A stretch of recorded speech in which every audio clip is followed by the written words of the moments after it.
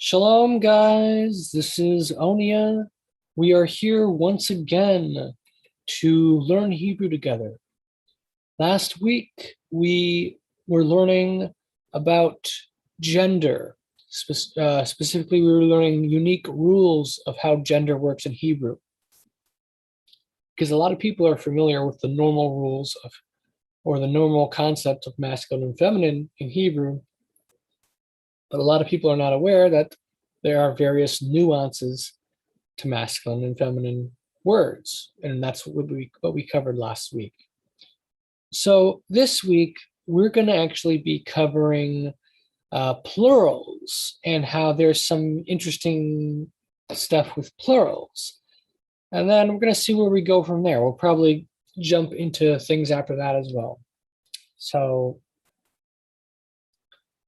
I will be sharing my screen periodically.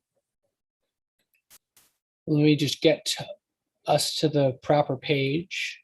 I have the PDF file online. I did send you guys the PDF file, one of the previous sessions.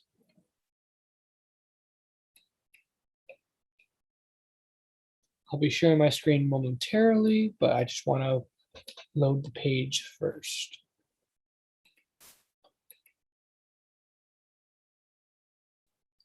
And I've been really enjoying so far our Hebrew study together because it's definitely helping. We're coming together every week, twice actually, and just talking about the Hebrew. And we're doing it enough that it's it actually feels like it's helping. And it's the more we're dealing with this, the more it's going to be in our minds. So that's the best way to learn if you keep doing it. Problem that I've had so many times in the past when I've been trying to become fluent in a language is I don't stick with it. I don't do it at enough of a routine. I'll look a lot in a small amount of time, but then I won't touch it again for many, many months, if not over a year. So that's not the way to learn a language. But if we worked through it week by week, consistently, then we're gonna do very well. So that's our goal. And what better way to do that by us coming together and helping each other fulfill that.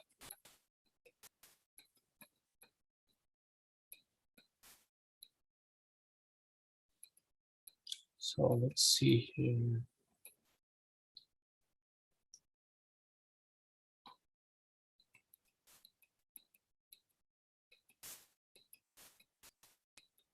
Okay.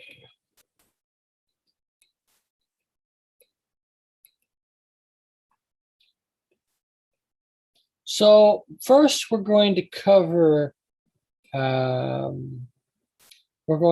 plurals and versus singular. So we've covered this before, but I'm gonna share it with you guys again.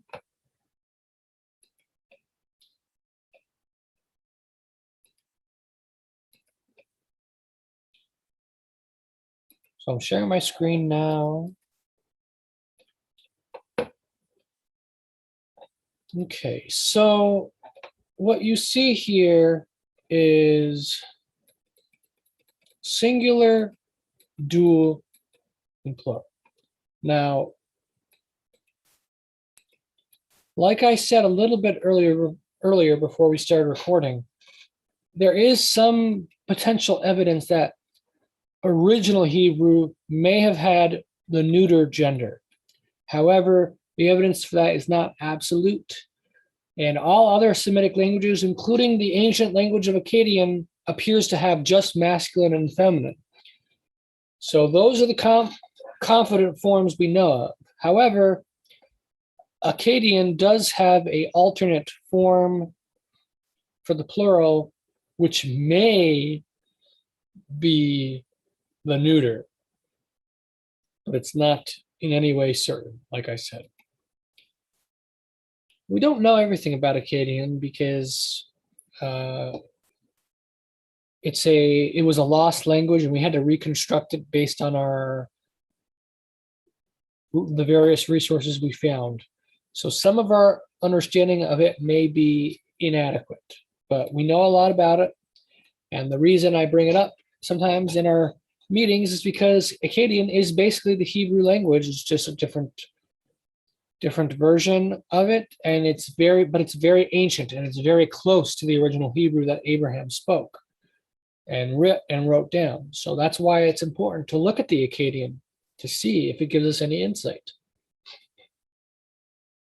But so in biblical Hebrew, we have masculine, which has no ending marker. There's no marker to mark it as a masculine word when it's singular. Now, in the dual, in Hebrew, biblical Hebrew, we just write it the same as we do a normal plural. Both the plural and the dual are written the same. Im. So Malik, which means king or ruler. So Malik, singular. Malakim means two kings, and Malakim, more than two, or plural. And then we have for the singular feminine, in biblical Hebrew, it's Malika, but originally in Hebrew, it was Malakith.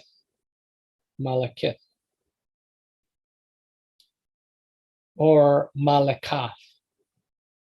So it was either Malakith or Malakath.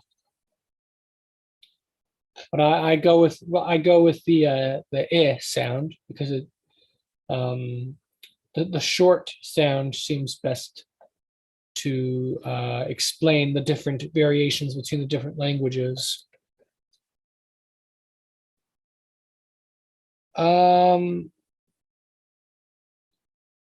So Steve, you want me to zoom out? Why is it too big, or I don't understand?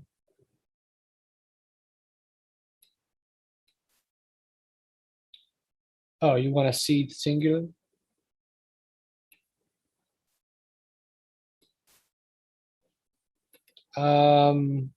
So dual has it's basically pronounced malaktim or malakthim. It has the tav there. And the best way to convey the dual function or form is that the feminine marker is here, but then the masculine marker is added, so it's combined to form the dual.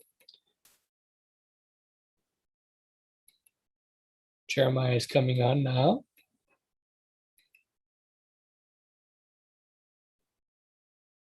Hey, Jeremiah. Good to see you. Okay, so we're going over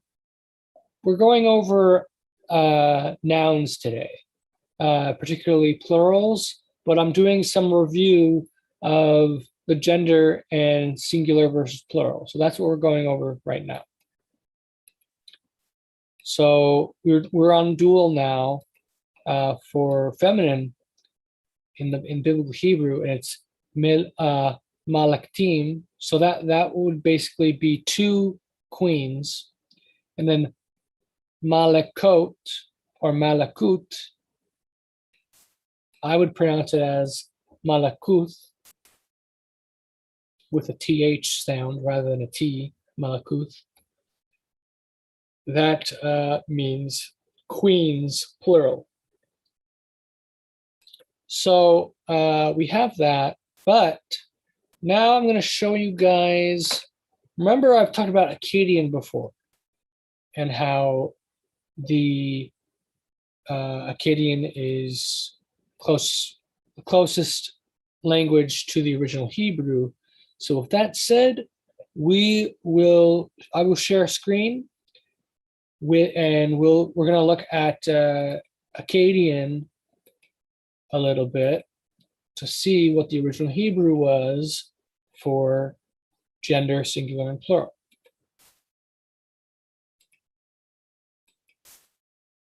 Okay, so we go to Akkadian. Let me get to the right section here. I'm not in the right section.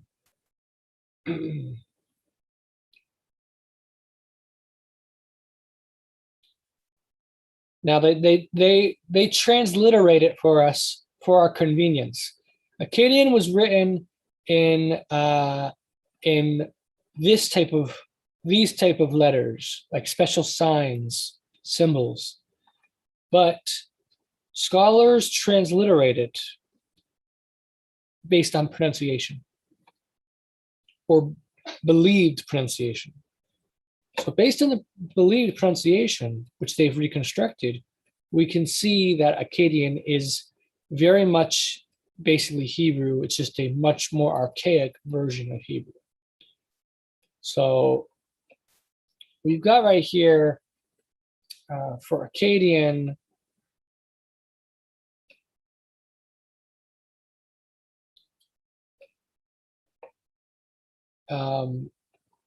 we have masculine and feminine.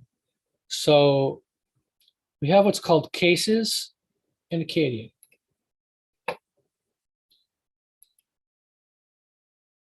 And let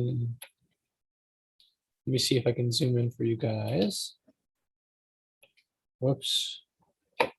Now it's going to move everything.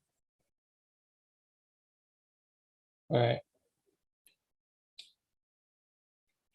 So you'll notice, all right, so I'll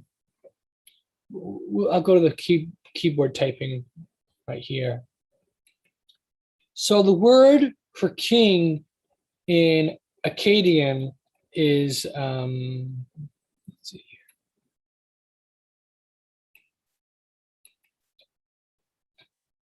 here. It's the equivalent to, it's basically sar or char, and in Hebrew, biblical Hebrew, it means prince, whereas in Akkadian it means king. And I've talked about this before. Why this is? It's because prince originally means chief, like the highest. Prince means the top, the supreme one, the primary ruler. Hence, it was used to mean king. Whereas the word for king more literally means ruler, a generic ruler. And that fits more the meaning of prince. So actually in original Hebrew, it was sar that meant king, not Malek. But the words switched in biblical Hebrew. So they switched meanings over time. But so this is the word that we are using, or that's being used on Wikipedia, on that site on Wikipedia, okay?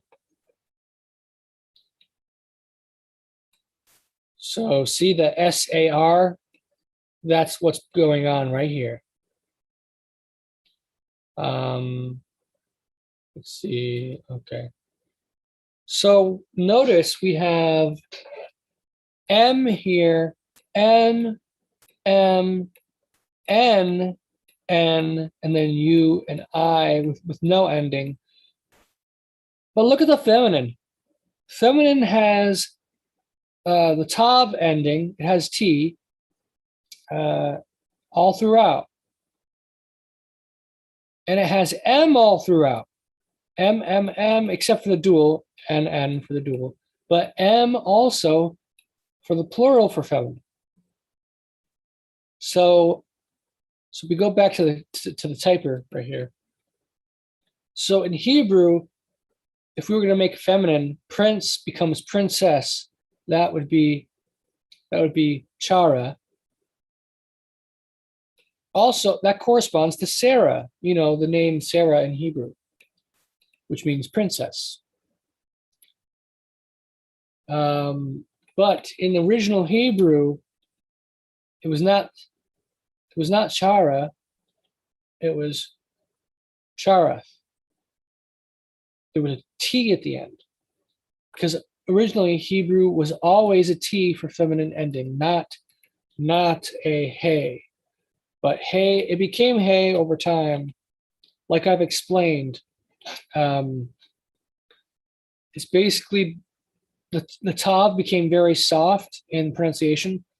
So chareth, you can hear the th, but then if you say it quickly, chareth, chareth, the th starts to drop off the sound, and it then just becomes like a breath at the end.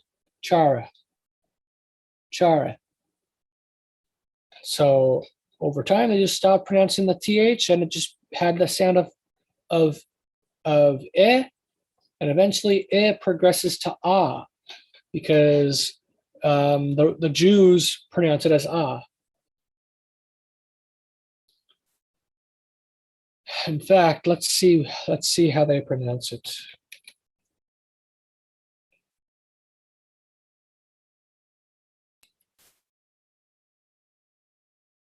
We're gonna see how they pronounce Sarah, the biblical, the rabbinic Judaism.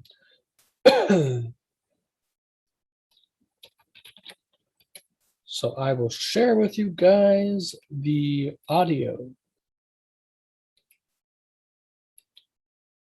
Let's see here. All right. Sharing computer sound.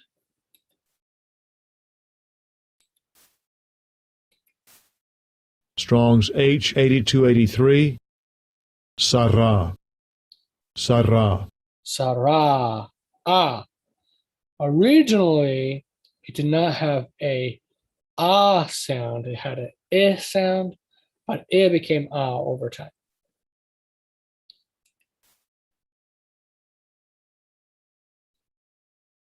So let me start sharing again. All right. So let's see here. So the masculine singular was had a m at the end. Now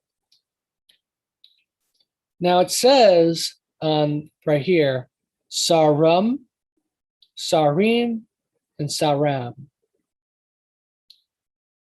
So sarim would have been the genitive. Saram would be accusative, and then they say you, sarum.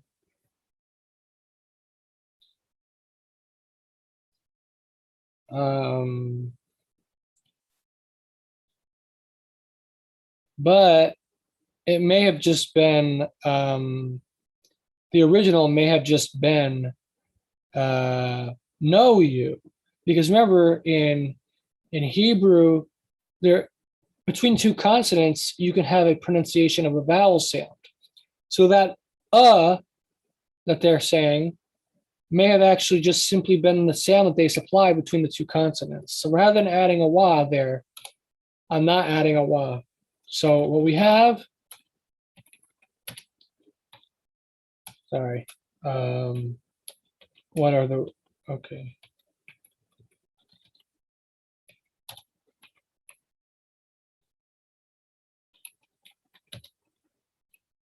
And all right, I'll just copy and paste to save time.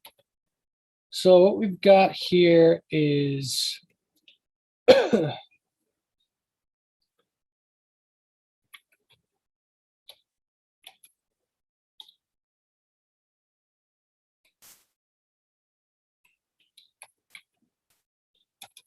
oops, sorry.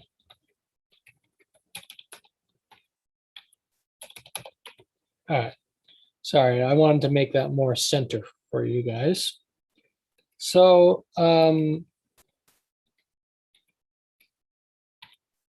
so this would be this first one would be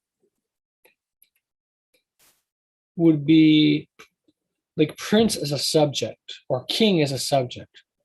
So let's say King David, right? So you would originally in Hebrew you would have said uh,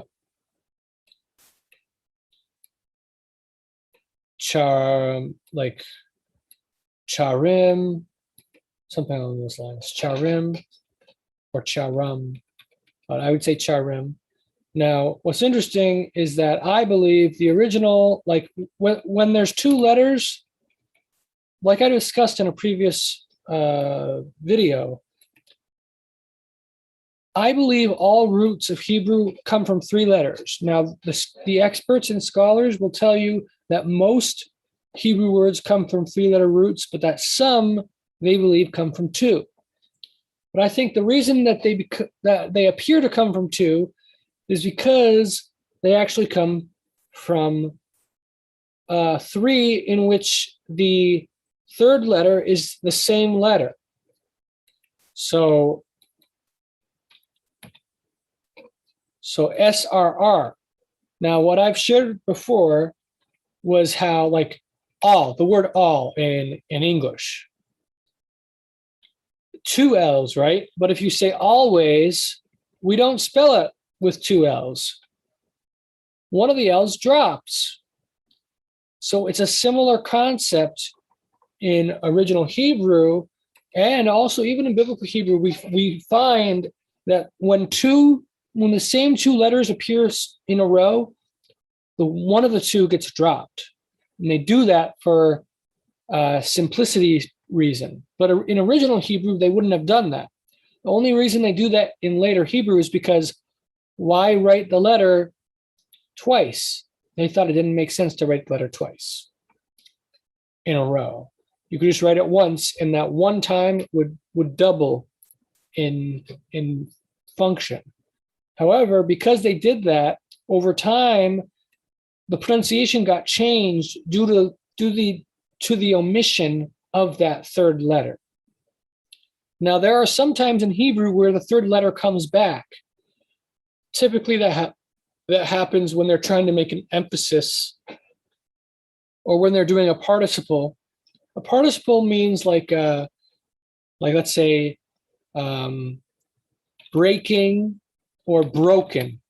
I am breaking the window. Breaking is a participle. The window is broken. That's a participle. So, and we'll go over participles in the future in greater depth. But the third letter reappears for participles. It reappears for special emphasis, but it gets dropped when the pronunciation makes it redundant. So the original pronunciation of this would have been something like sariram.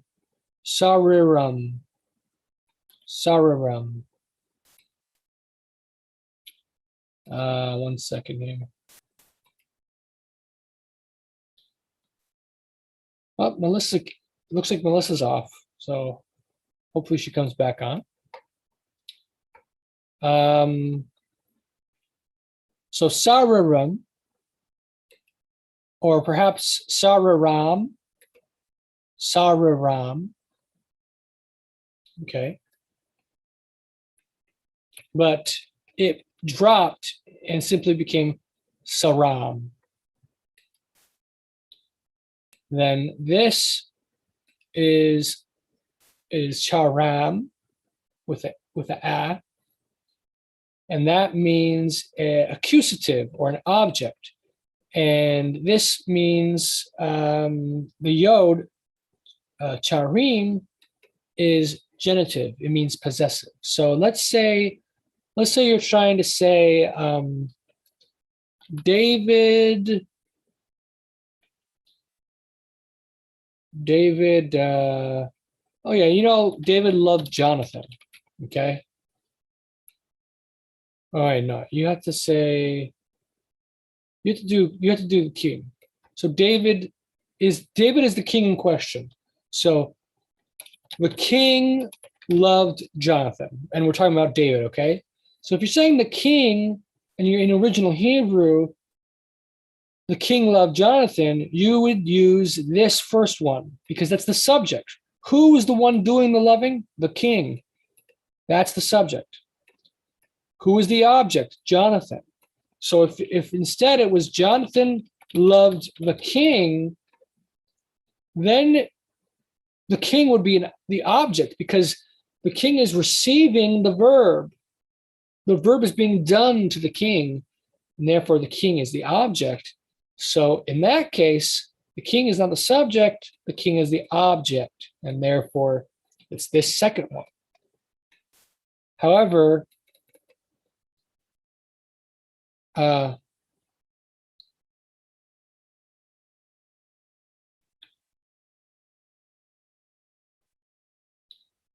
king's beloved one, let's say the king's beloved one. To rephrase that, it's beloved one of the king. So the key part here is of the. Whenever a word has of the in English or can have of the in English, that's a genitive. The noun that comes after is a genitive. Oh, we got a new person on.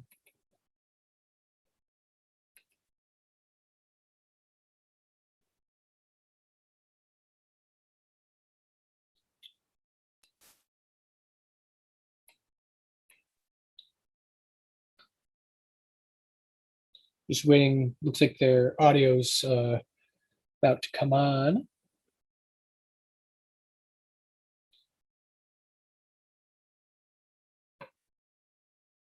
I'm just waiting, guys, for Nalini. It looks like Nalini is coming on. And Melissa is coming on now.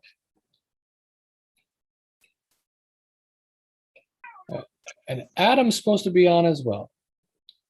Now, for some reason, Nalini's having problems coming on. It's showing it keeps saying connecting to audio, but it's not connecting to audio. So I don't know if she can hear me or not, but basically, this is being recorded. So if for some reason you have problems coming on, you can watch it on my YouTube or on Facebook, my Facebook wall. Because it continuously is saying connecting to audio. And it looks like she doesn't even have a microphone.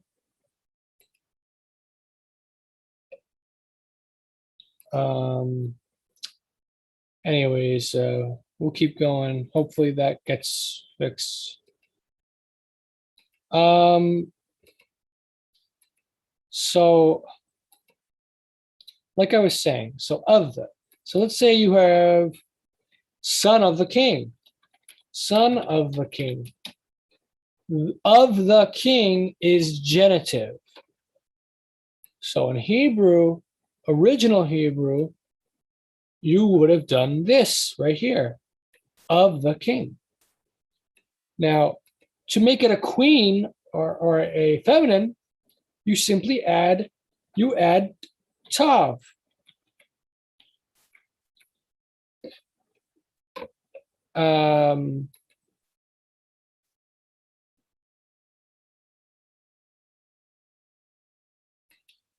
Steve, what are you saying? Typing. I don't get what you're saying. But see tav right here. Tav makes it feminine. Now look at the Akkadian thing right here. Tav makes feminine, right? The same as in Hebrew. So now in biblical Hebrew, the endings are gone. And instead of a tav, it's a hey. Oh, great. Now it's gonna I thought I could do this and then backspace, reverse it, but it's not letting me reverse it. So that's annoying. But I can easily fix this. All right. All right, she's trying to come on again. Let's see. Let's see about this.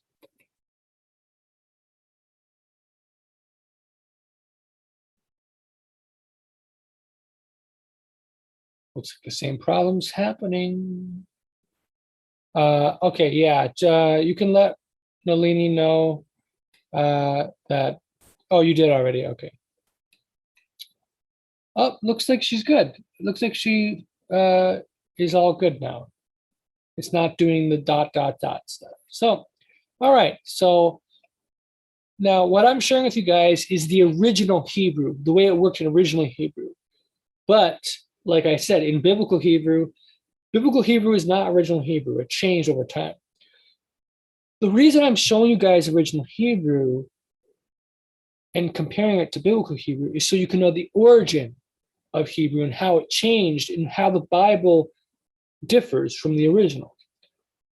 Our purpose is to learn biblical Hebrew, but the best way to learn it is also to understand the origin of the language. So that's what we're doing. We're doing both. So tav makes it feminine.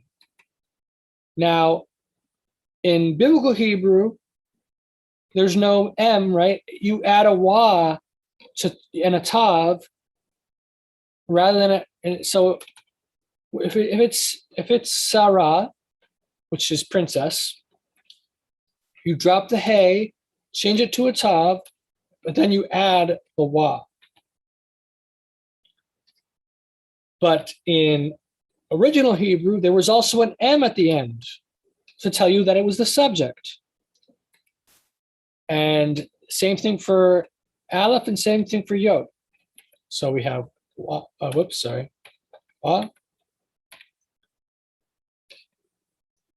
However, when you go to Akkadian, look, so we do have, so see how it's different? Here it has the AT, but here it has a different type of A, which is equivalent to the wa. But look, it only has U and I. It does not have the A. The I combines, it's called the oblique. So there's accusative, but then there's an oblique. Now, I don't know if originally, like the original Hebrew did that. I still think original Hebrew would have distinguished between Aleph and Yod. However, over time, they felt it wasn't necessary to distinguish the two, and so they combined the two into a single one. And so then,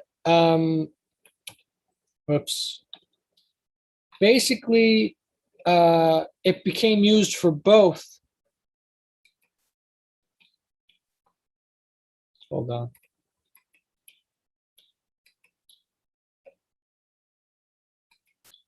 It basically became used for both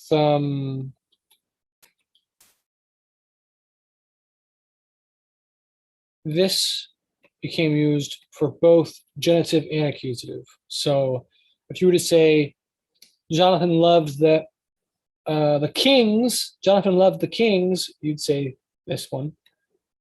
And if you'd say the beloved one of the kings, you would also do this one. But like I said, originally, I'm pretty confident that it distinguished between the two. But in Akkadian, it combines both of these into the oblique, what's called the oblique. An oblique basically just means both accusative and genitive. Okay, so we have that for Akkadian, in Akkadian for the masculine, for the feminine, singular, and plural. But for the masculine, you have the M in the singular, but in the plural, the M is not there. Whereas in biblical Hebrew, it's the exact opposite. In in the singular, Biblical Hebrew, the singular, there's no M. But in the plural, there is an M. So why does it switch? What's the reason for the switch? I believe the original was, so changing it back to masculine, all right? So this is the masculine form. I believe when you made it plural, you then add a wa.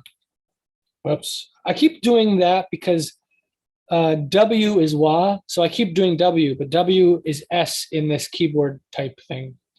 I have to do U. So it would be sarum, and then it would be sarwam, or sarwam,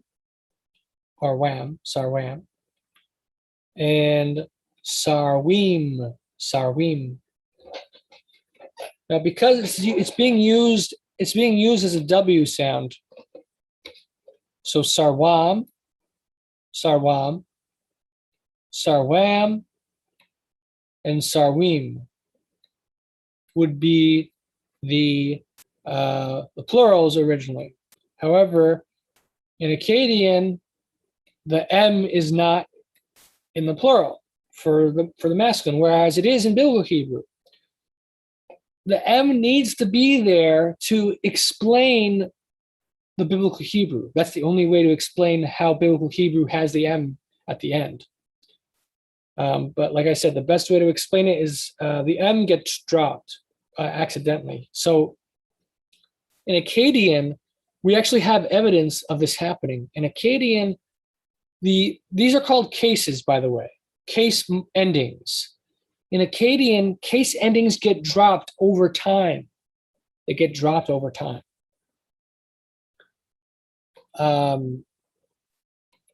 Walter's now coming on. Oh, looks like we're having a pretty good crew here. Let me just wait for him to come on. Hey, Walter, good to see you. All right, so right now we are looking at the Akkadian and comparing it to how it is in Hebrew for plural and singular. Yeah, no problem. It's all right, and it's being recorded, so if you ever are curious to see what we've missed, you can always review it on the YouTube channel. So, like I was saying, in Akkadian, case markings originally occur, but over time, the case markings start to drop. They start to disappear from the language. So there is precedent in Akkadian for case markings to disappear. And we do know also in Akkadian that certain sounds disappear, certain letters disappear, like the letter N, which corresponds to the Hebrew letter Nun. That would be, let me show you, that's this letter, right? Oh, sorry. Why is it doing that? All right. This letter right here is Nun. And that often drops in both Hebrew, Biblical Hebrew, and Akkadian. So letters and sounds get dropped often. So it's not unheard of it's not unthinkable, this theory of mine, for the mem to be dropped. And like I said, the fact that Biblical Hebrew has mem in the plural, that's the case mark. Biblical Hebrew preserves the case ending, the M case ending, whereas Akkadian doesn't have the M case ending, which doesn't make sense. I argue that in original Hebrew, plural was signified by a wa, because what do we have in feminine? Look at the feminine. Feminine has tav and the case in the singular, and it has wa, tav, and the case ending. So let me type it out again for you guys. So this is how it is. in Akkadian for feminine,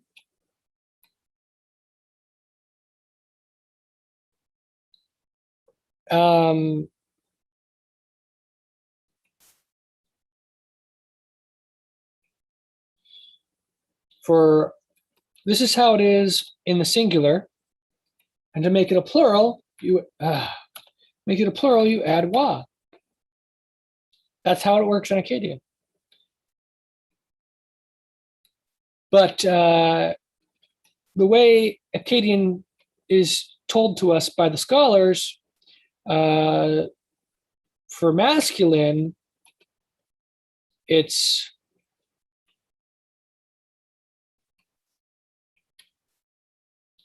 like this, saram and sarim for the singular, but then when you make it a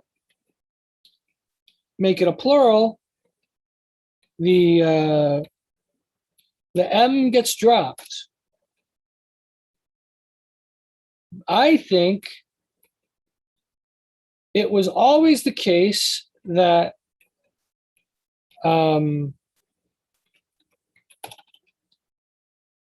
that the wa was added to make it the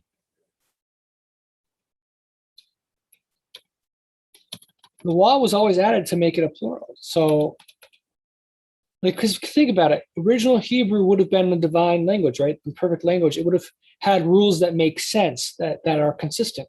So,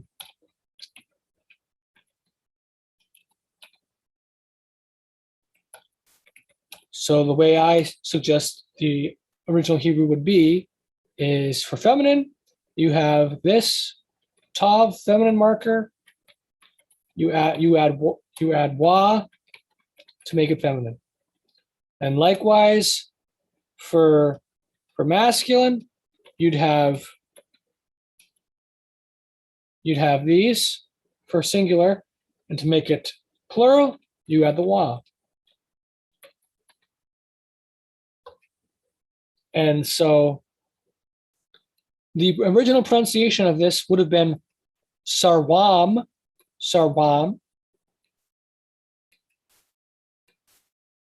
However, if you pronounce it quickly, the M sound can be soft, sarwam. Or also sometimes the M has like almost like a B sound or a V sound, depending how you say it. So it would have been dropped due to sound confusion. Right here, you have instead of a u, like it wouldn't be saruam, it would be sarwam and sarwim. The combination there can be could be confused. You can almost hear the wa disappearing. Sarwam, sarwim.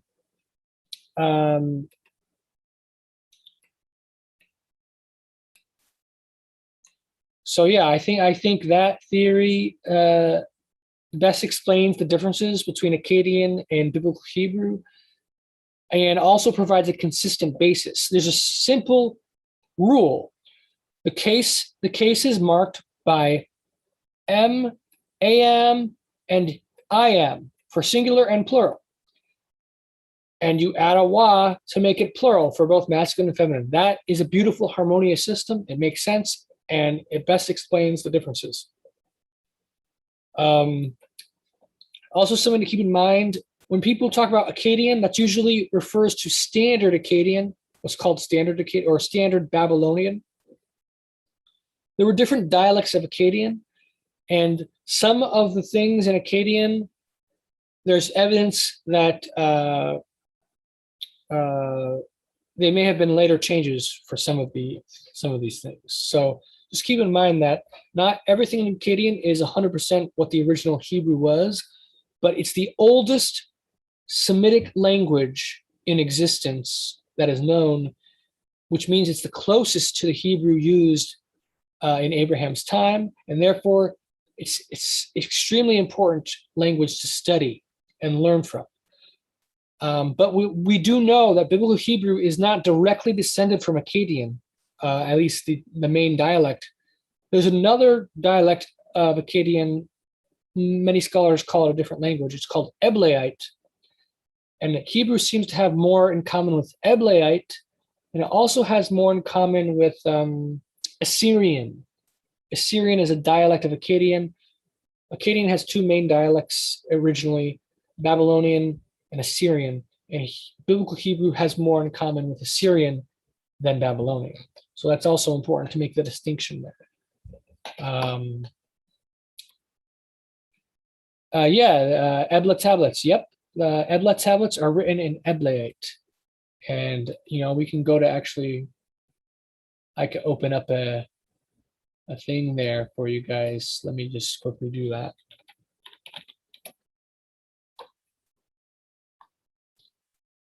Extinct East Semitic language. Variants were spoken in Mari and Nagar. A written lingua franca with East and West Semitic features. So let's see here. Classification.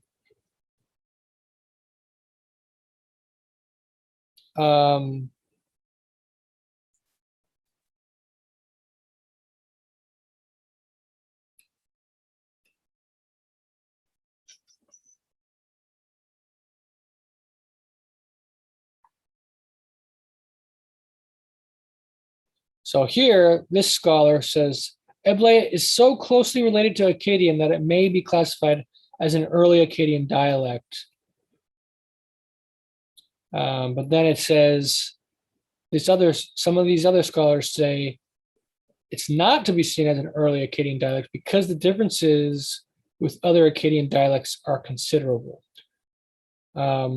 So the best way I would say is that it is an Akkadian dialect, but it's the farthest removed from Akkadian of all the dialects of Akkadian. The other dialects are much closer to each other, whereas Eblaite is farther apart. Now, look, interestingly, it says Eblaite is considered by is considered as a language which exhibits both West Semitic and East Semitic features. Just so you guys know, West Semitic basically means Biblical Hebrew type stuff. West Semitic refers to it basically refers to Hebrew, Aramaic, and Arabic. But let's see the West Semitic. Hold on. Where's that? West Semitic languages. West Semitic refers to, West Semitic consists of Ethiopian, Arabic, Hebrew, and Aramaic, essentially. So basically what we're being told is that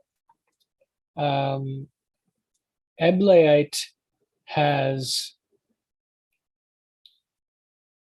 both West Semitic and East Semitic features. So it has both Hebrewish features and Akkadian features. Grammatically, Eblaite is closer to Akkadian, but lexically, which means like vocabulary, and in some grammatical forms, Eblaite is closer to Hebrew, Arabic, Aramaic, and Ethiopian languages. So that's important. That Eblaite is a key link between Biblical Hebrew and the original Hebrew.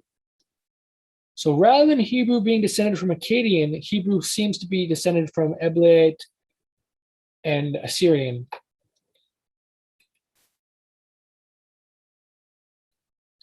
And yeah, Ebla tablets. Ebla tablets. We go here, 4,700 fragments. Go to language, and 2 languages appeared in the writing on the tablets: Sumerian and a previously unknown language that used the Sumerian script as a phonetic representation of the Ebla language, which is Eblaite. So Petinato later retracted the designation and decided to call it simply Eblaet, the name by which it is known today. The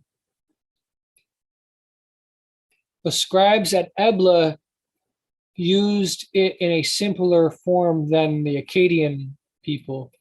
The Ebla people used it as strictly phonetic, the letters, whereas Akkadian people used it more like the Egyptians do, where it could be signs that have words, and like the Chinese do. Like signs can be a sound, but it can also be a word itself. At any rate, that's a little bit of a tangent, but I thought that was important to refer to because it was mentioned in the chat. But yeah, see, Akkadian, two variant forms were in use in Assyria and Babylonia, known as Assyrian and Babylonian. And those are basically ancient Hebrew dialects, but very different. There's many differences, but they're very old versions of Hebrew. So they're important for us to learn from. So now with that said, we go back to the gender thing and the plurals. So look how there's the dual. So if we go to dual,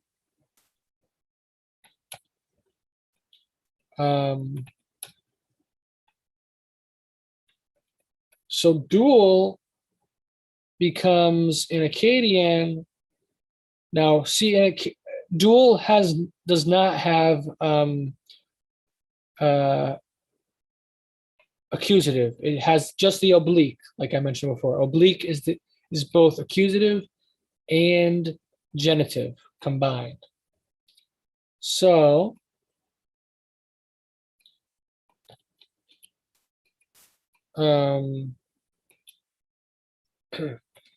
so dual masculine would be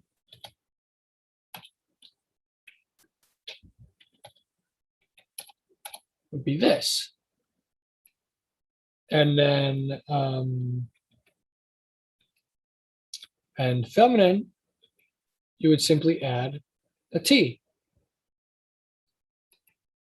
And that's the dual. And in some languages, Semitic languages, the dual has the same form right here, TIN, whereas in Hebrew, it has the M. It changes to an M. And that's because the Hebrew speakers tried to combine different plurals. Now, we take a look. I want to show you guys Old English for a second. Old English, because something similar happens for plurals. Basically, Old English used to have different plurals. It had, like, take a look at this right here. For this type of word, hund, which is the equivalent of the English word hound, but it was spelled H-U-N-D.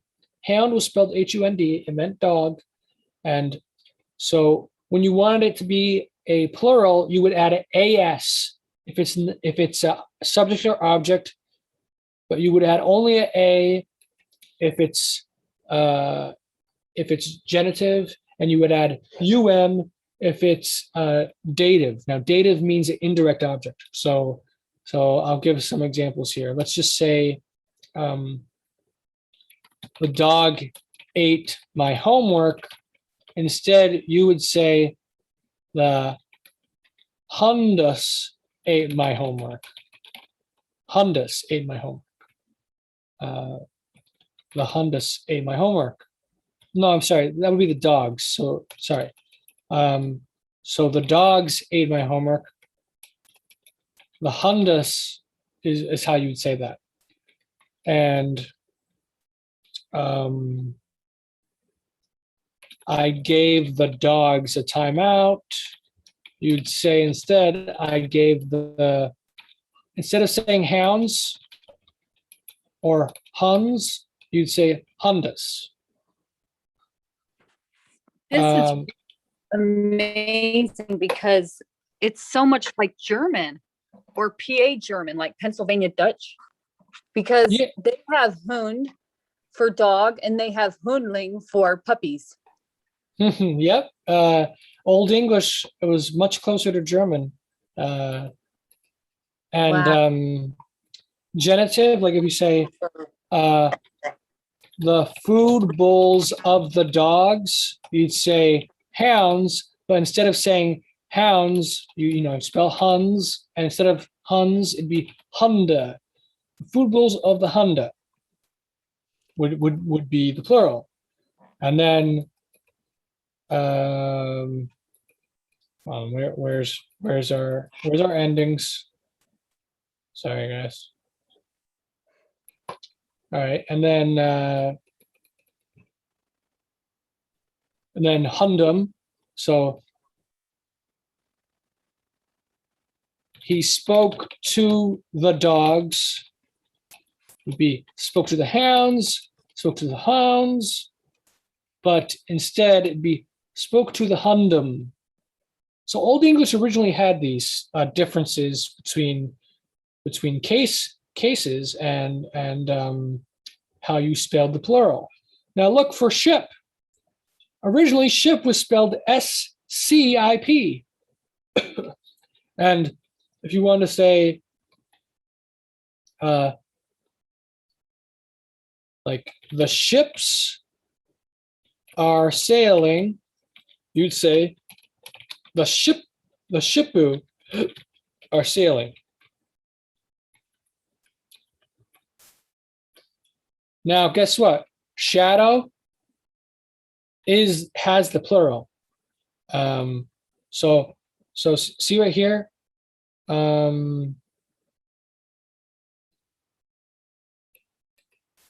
I see. No, actually, I'm not sure about that. Never mind. Ignore that part that I just said for shadow. I'd have to double check that because I don't want to say if that's not definitely true. But yeah, so I mean, just take a look at like, okay, and then it has the same endings for genitive and dative for ship as well. And then for house, look at that. For the plural for house is the same as the singular. There's no difference.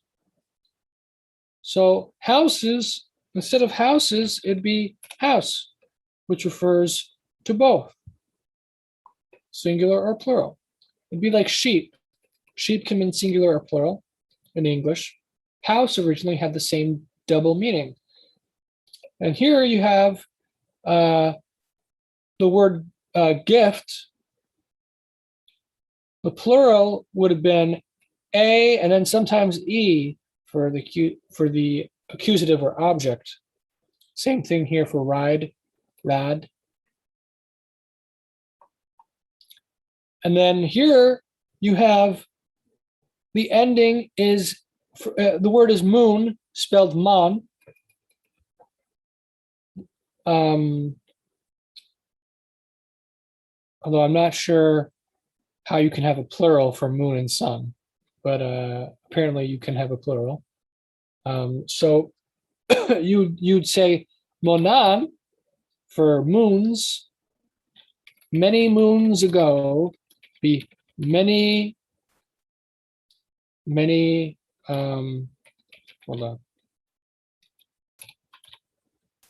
Many manen ago. And then the genitive is manena, and that's a plural. And for sun, sanan and sanina, or sanina. And same thing for I. We say eyes in English, but in Old English, first of all, I was spelled I, or ega, and in the singular, and then eyes, instead of being with an S, it was an AN. So the eyes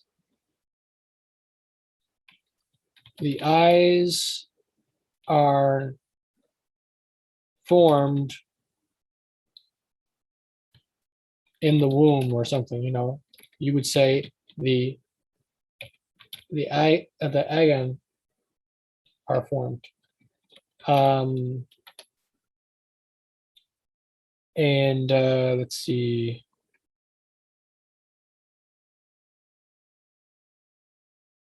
Yeah, and my eyes,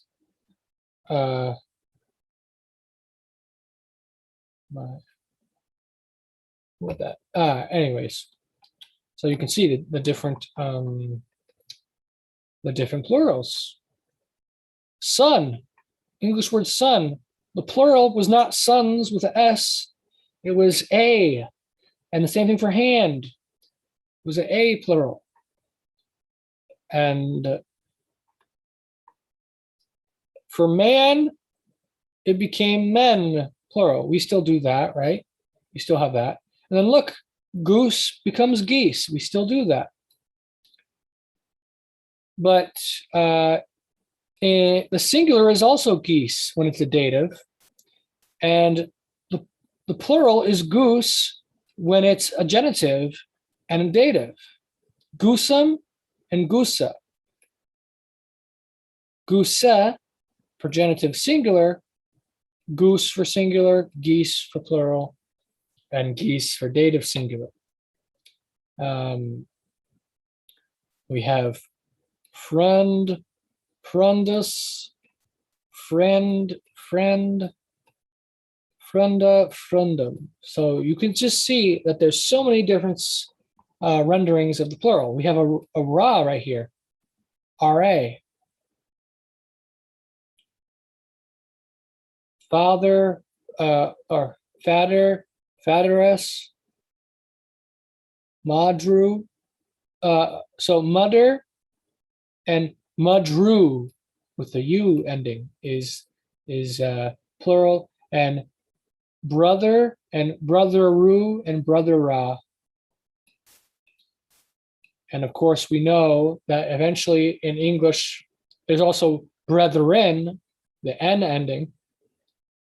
And sisteru, sistera, daughteru, daughtera.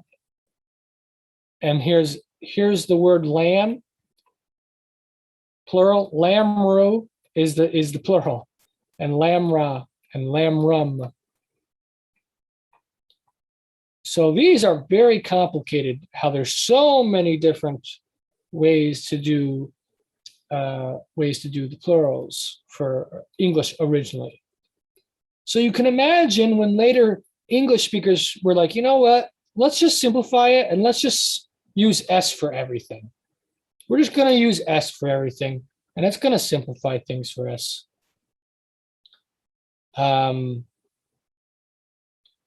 So in the same way, in Hebrew, they did simplify things. So Akkadian had both M and N. Some languages drop the M and stick with the N, and other languages drop N and stick with M. So Hebrew mainly drops N and sticks with M, although Hebrew does have a few N's preserved, interestingly, at least in the biblical Hebrew. So, of course, that may seem like tangent, but I wanted to cover all this. And so this is the dual. The dual has the N, not the M in original Hebrew, but in biblical Hebrew, this gets dropped, and only this is preserved, and it becomes M ending instead of an N, and then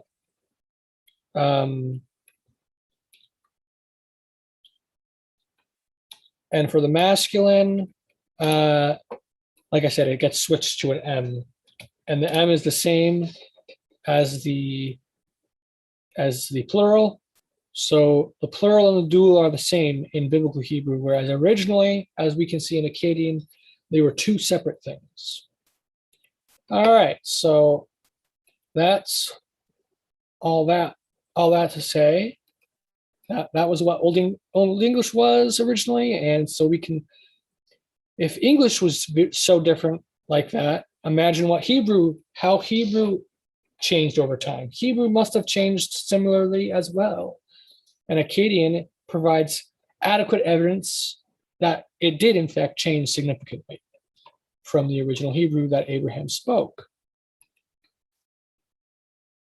So here we are once again,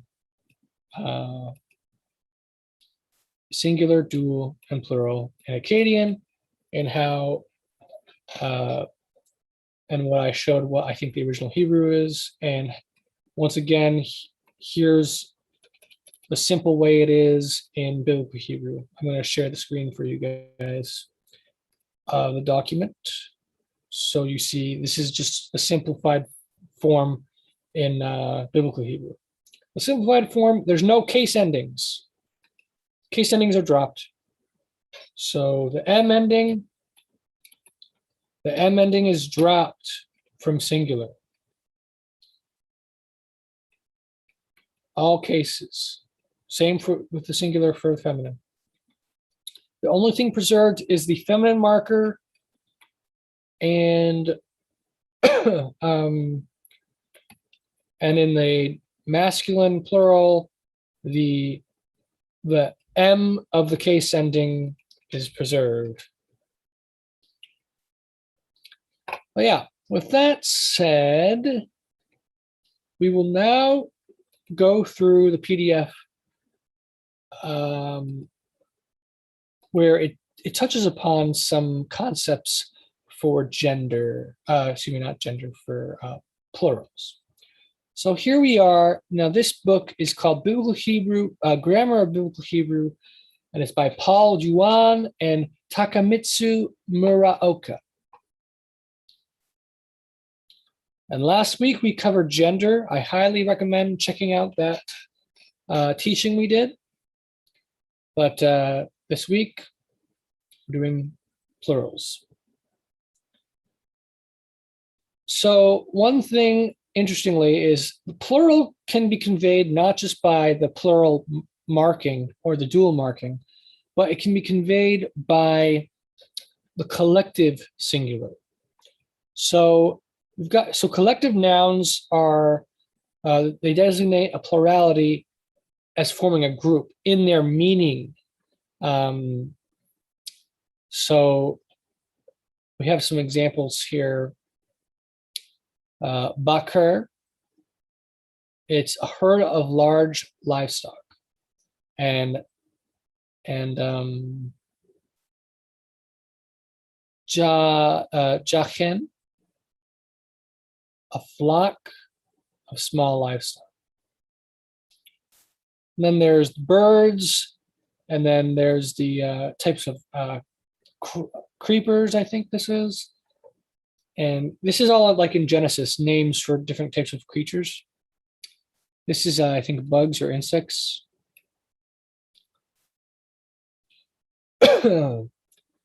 We have chariot, but as a collective, and fruits as a collective.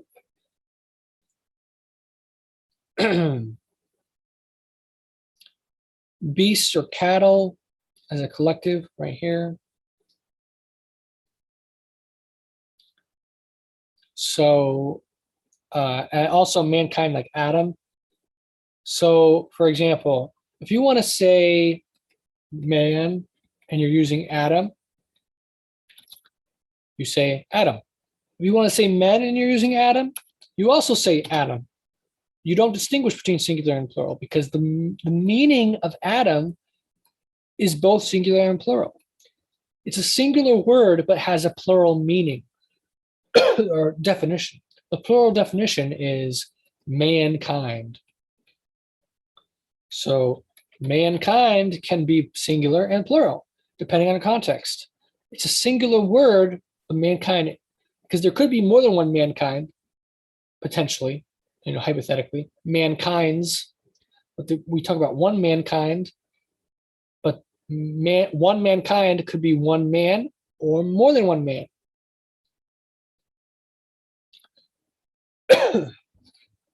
So we're going to look at some English words for collective nouns.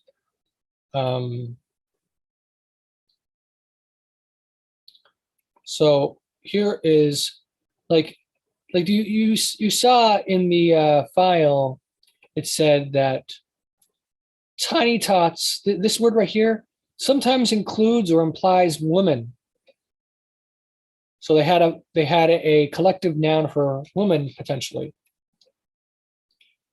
So look, it says a group of girls is called one sec. It's called a bevy of girls, or a giggle. And there's a blush or a rascal of boys. Now, some of these I've never heard of, so I'm just going based on what they're saying. I don't know how true it is, but got a glaring of cats, a cluster of cats, a clutter of cats. And I've never heard of these before, used in this kind of way. A journey of giraffes, a herd of giraffes. Yeah, I've heard of herd, but a tower of giraffes. But yeah, so they say one collective noun is herd. The herd, herd is singular, but herd refers to many in one. So a herd of boar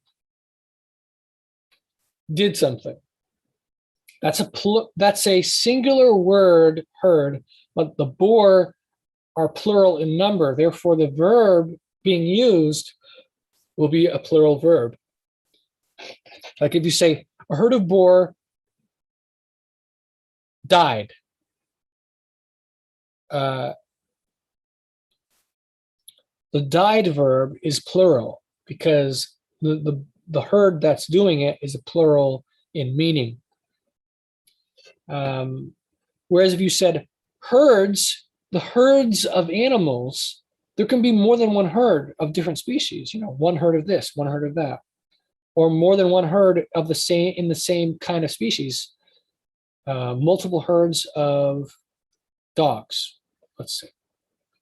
But a herd is by definition a group, which therefore by definition is multiple entities, and therefore it can be conveyed as a plural verb when it's being associated with that word herd. Same thing for pack, flock. Now, flock is often used for birds. It wasn't always. If you go to the dictionary right here, flock originally meant a wider thing. It was used for sheep originally as well. But it tends to be used for birds now. But if you look in Genesis, let's go to Genesis 1.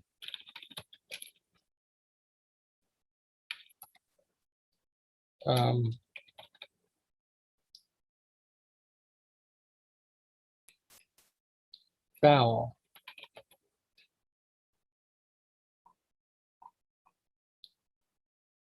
Oh, there you go, fowl. So let's look at the word fowl.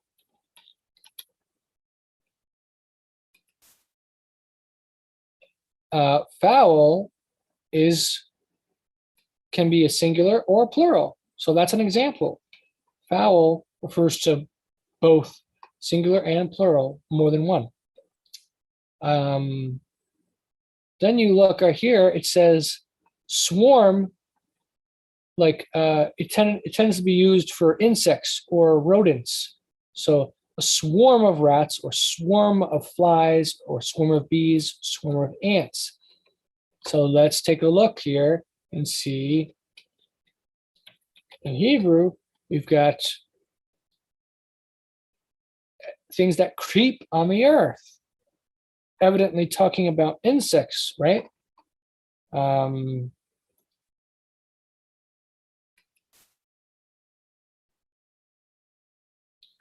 Ramish. creeping upon the earth. So that might potentially mean swarm. Just like in English, we have, so if you're going to translate it, you might translate it as swarm. And over every swarm that swarms upon the earth. Because it's a collective noun. And then you got here a shoal. Let's see the definition of a shoal.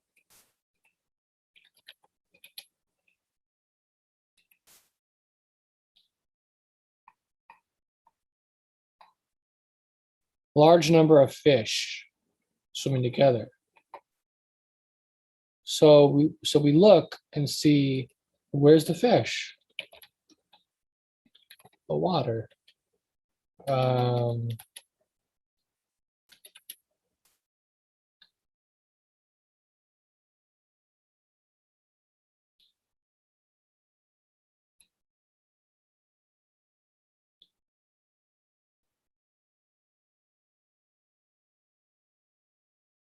Let's see, sarits. So sarits would be a shoal.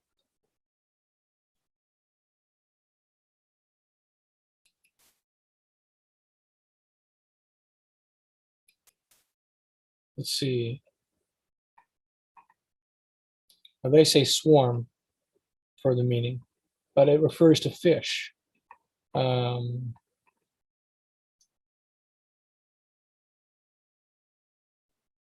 So if you're going to translate it, the best way to translate it is to translate it comparably to, for the fish, the Hebrew collective noun for fish. To translate it into English, probably, shoal would make sense. So then you got other collectives such as group, crowd, gang, mob.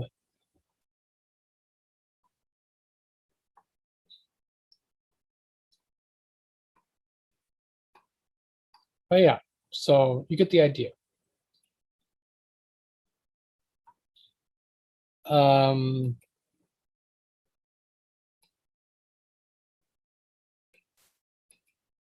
Let's see here.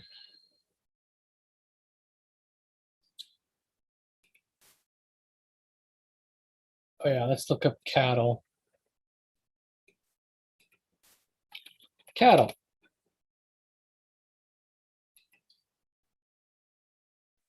Plural. Even though it's a singular word, it's plural in meaning.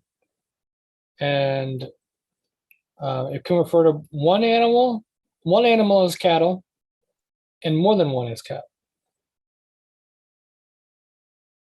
So then you have livestock. Livestock is also singular, but it refers both plural and singular.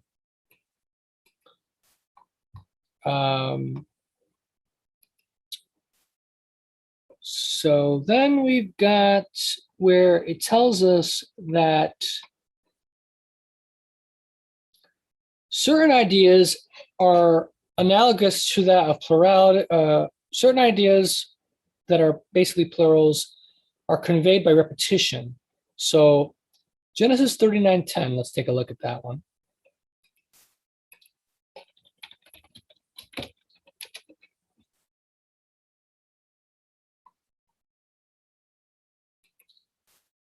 Day by day. But in Hebrew, it doesn't say day by day. It simply says day. Now, what we know in Hebrew is that when two nouns come one after the other, without any different markings to mark their difference, it often can be the case that first one is either a construct or that the second one is an adjective. So if it's a construct, it would be day of day.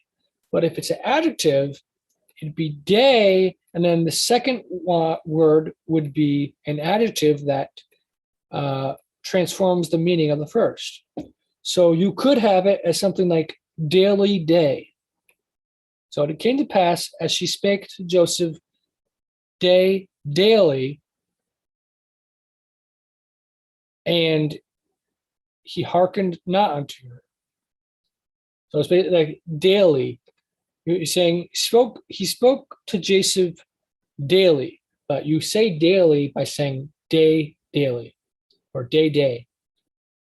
Because when you have it side by side, the second one becomes an adjective, and therefore it's day, daily, like the adjective. And we'll learn about adjectives in a future lesson as well. But so just keep in mind that there's the adjective phenomenon going on there. Same thing for year. Deuteronomy 14:22.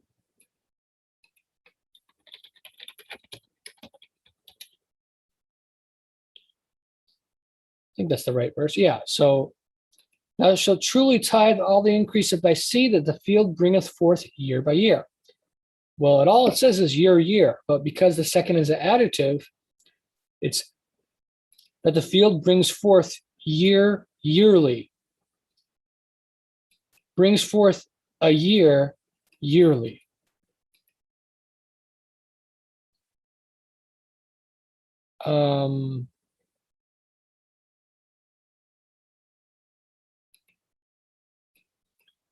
And then let's see here. Exodus 36:4. Let's check that one out. That's man, man.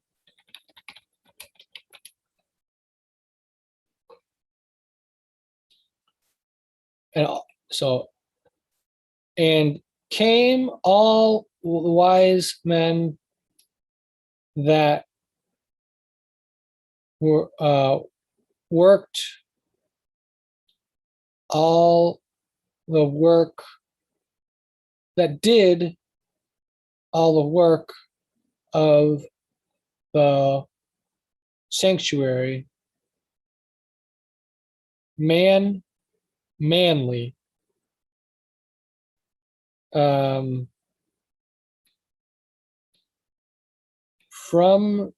his work which they did or they made.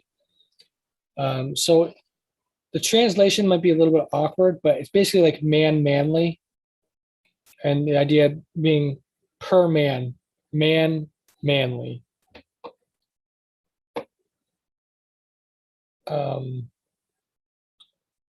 Like according to each man, essentially.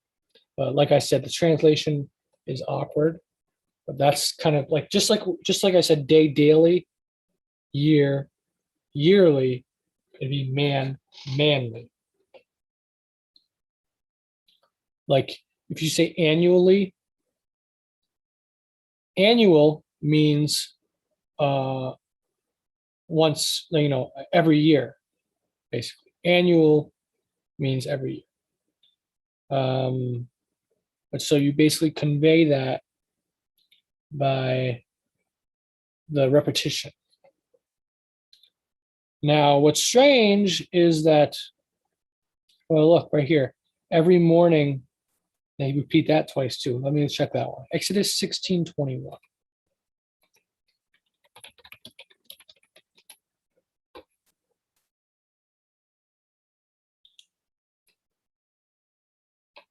And they gathered it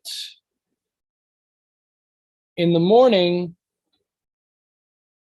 morningly, or something along those lines.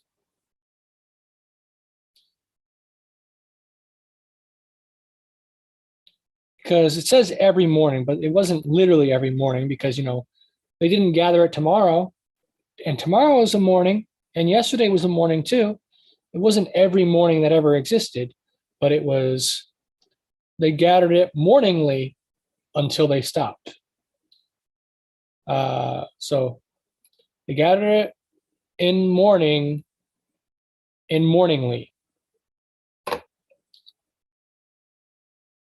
And but then it gets a little more complicated because they start adding wa, which means and. So let's check at that. Esther 1:8.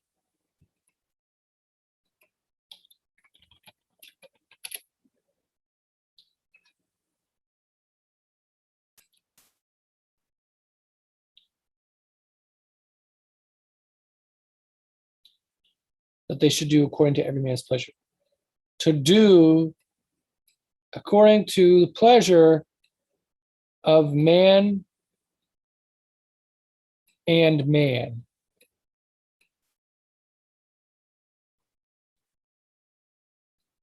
So the and makes it even harder to translate it, but it's and seems to be a later rendering. It seems to be that originally and wasn't there, but that the scribes might have added and because they weren't sure the best way to convey it to people.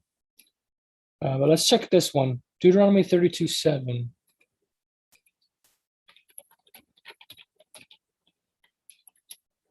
Because that's in Torah, so that's more authoritative than Esther. Remember days of old consider years. They translate it as of many generations. Consider the years of generation and generation.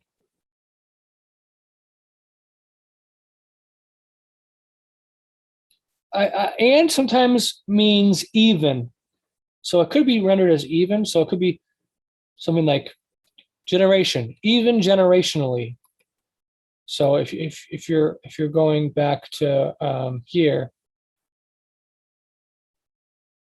man, even manly, and where's the other one? Esther 3:4.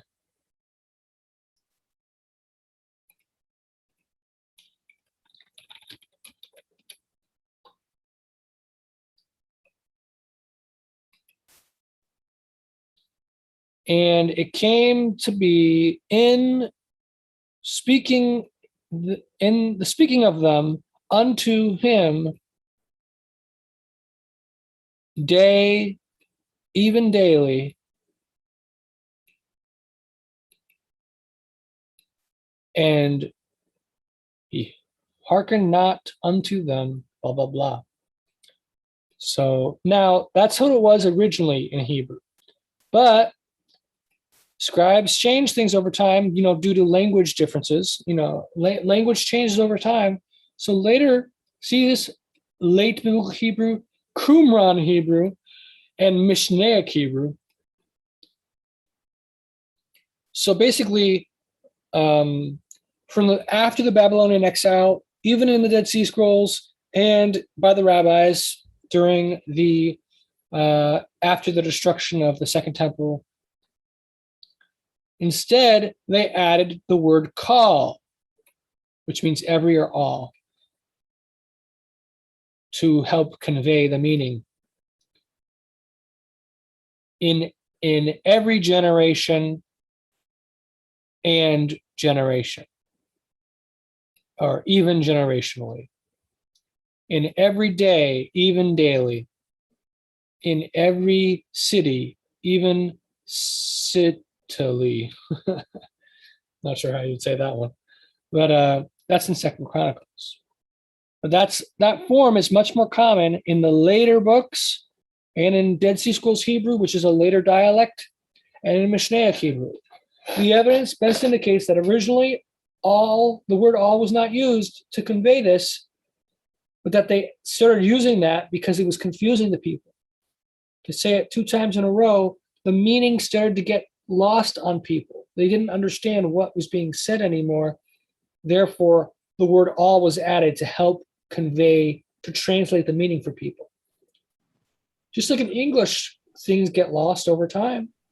And so words change meaning over time. Onieh, I got a question with the wav. Sure. I'm not sure if I heard you in another lecture that you said that wav, it could be a W or V, right?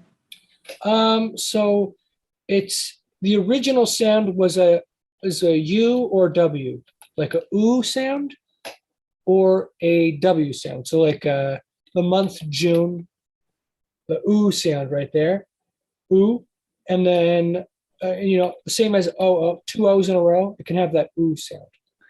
And what's with the V? because I hear of Israel Finkelstein.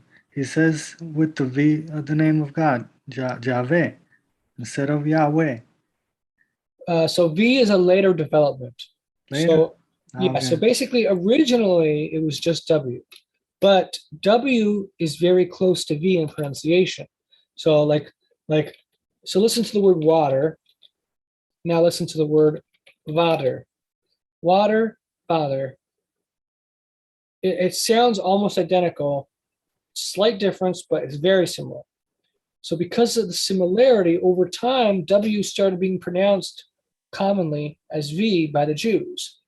But originally it was not the case. Like for David, originally it was Dawid or Duid, one of those, Dawid or Duid. But over time, you see David.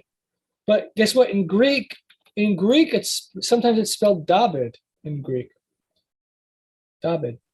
So W will be like Paleo Hebrew and V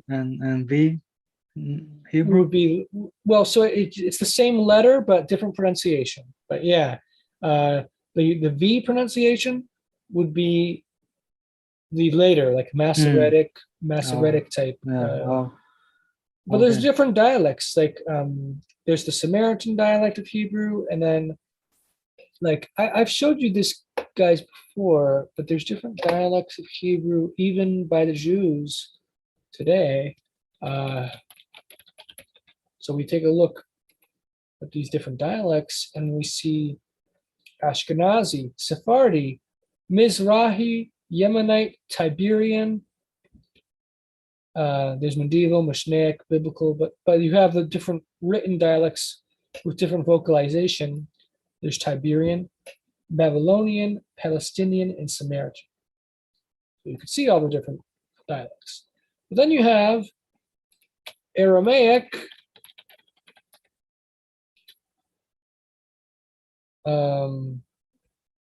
Let's see here.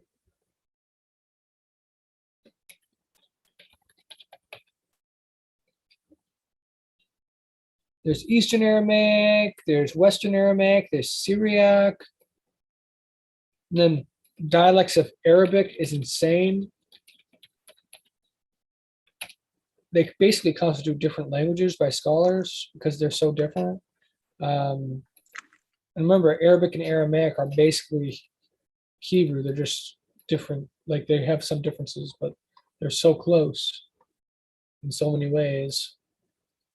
But yeah, you've got Moroccan Arabic, Algerian, Tunisian, Libyan, all these different crazy stuff. They have all kinds of different pronunciations.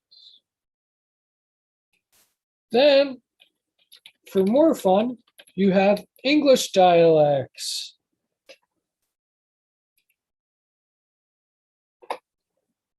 So you got the main pronunciations of different regions, but then you have all sorts of nuances. If you go to the United States, you have the Ebonics, African American type. You have this is standard English, general American. But you have Latino, Pennsylvania Dutch English, Northern American English. There's New England English. And there's all kinds of different, New Orleans English, it says, Southern American English, Texan English. And they all have slightly different variants. You have Canadian English. So yeah, they like if the different pronunciations, and same applies to Hebrew. So originally, now Steve, Pig Latin is made up, but so Hebrew evolved over time as well.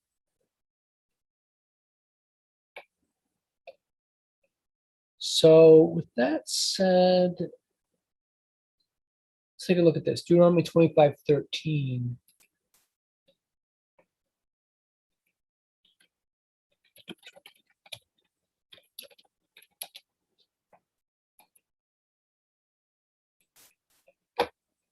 Thou shalt not have in thy bag diverse weights, a great and a small. Do not have for thyself in thy bag a stone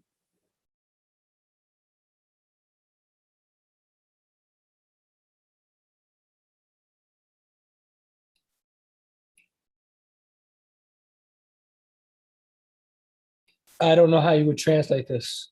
Stone and a stone, or stone even stonely. Um,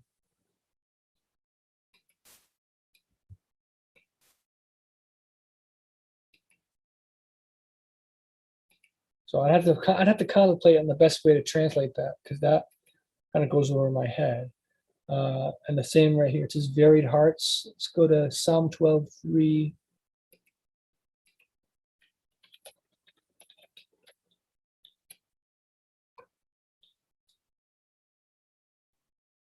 But you can see why people might have confusion between this. That's why later Hebrew speakers added the word all to help convey what's being said.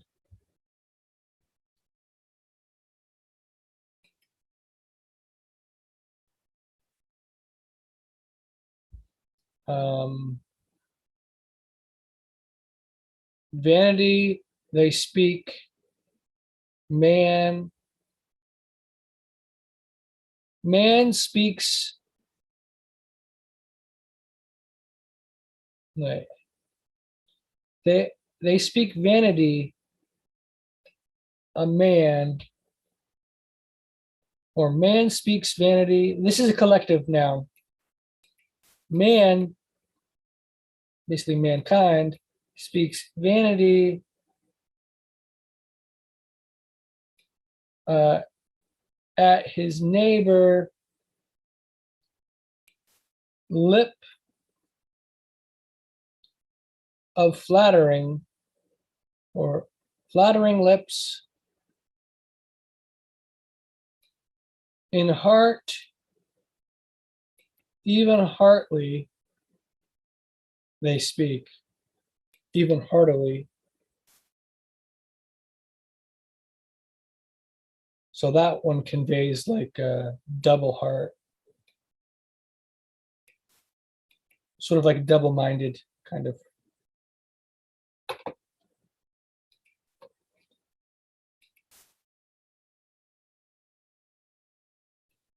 And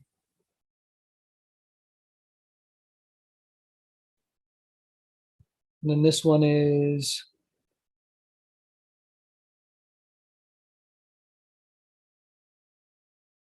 Deuteronomy 2:27.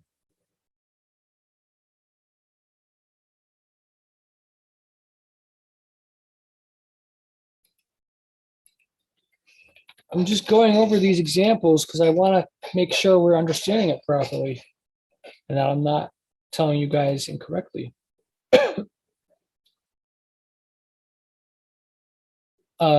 Let I will pass in thy land in in the wayly I will go. And then for the gold, it says 2 Kings 25:15.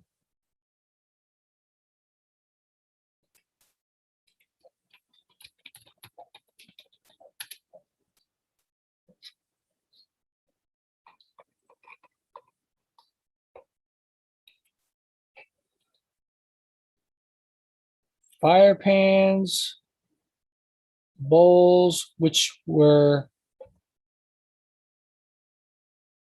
goldly, or which were goldly gold.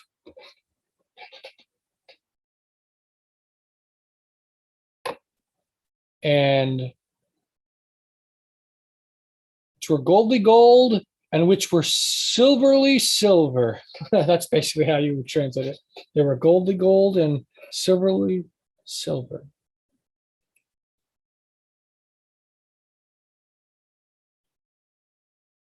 So yeah. And then we've got here, now sometimes, like I said, singular is rendered as a collective noun to mean plural. Other times, the English word might be singular and conveys a collective noun, but Hebrew renders it plural with a plural mark. So English, we say wheat. That's a collective. Wheat. Because you mean both singular and plural. We take a look. It's countable and uncountable.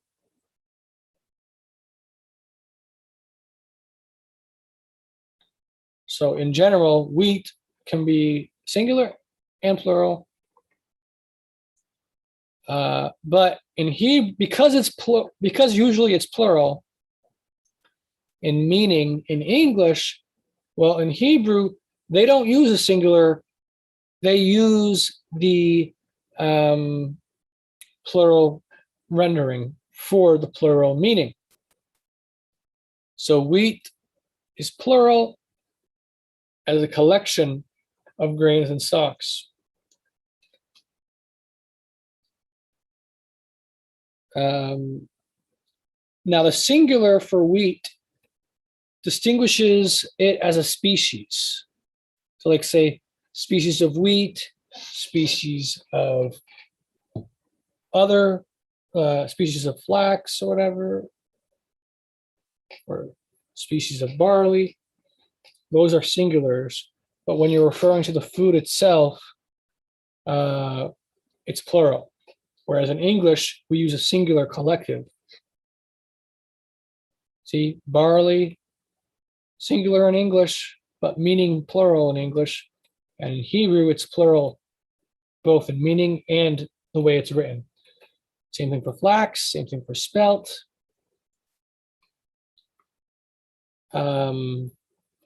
Pieces of silver, it says. We also have pieces of wood. So arjim can mean pieces of wood or bits of wood, but it can also mean trees, I believe. Let's double check this. Trees.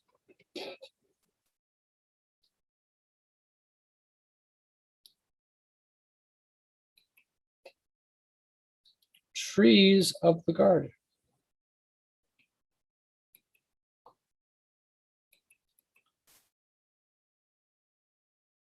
All right, that's singular. Tree of the garden.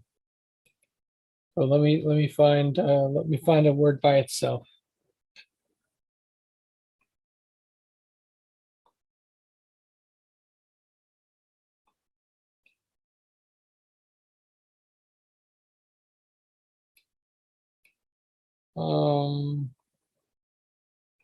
So I'm thinking it might actually only be singular when you're saying trees.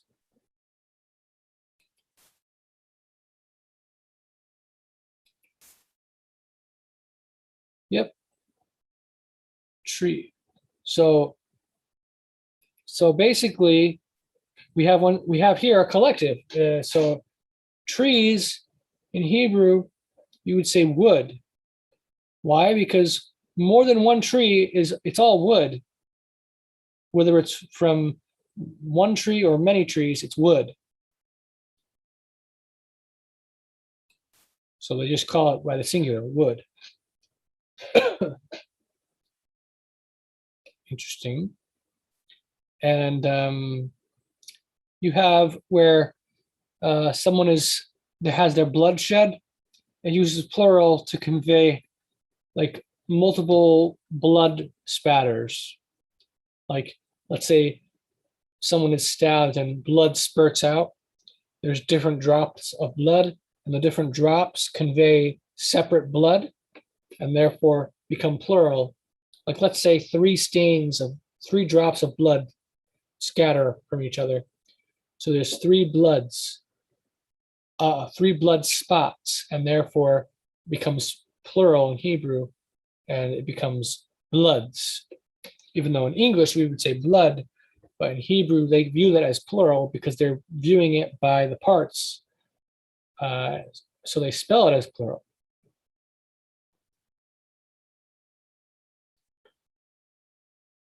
And we've got, for example, sky or heavens. It basically refers to like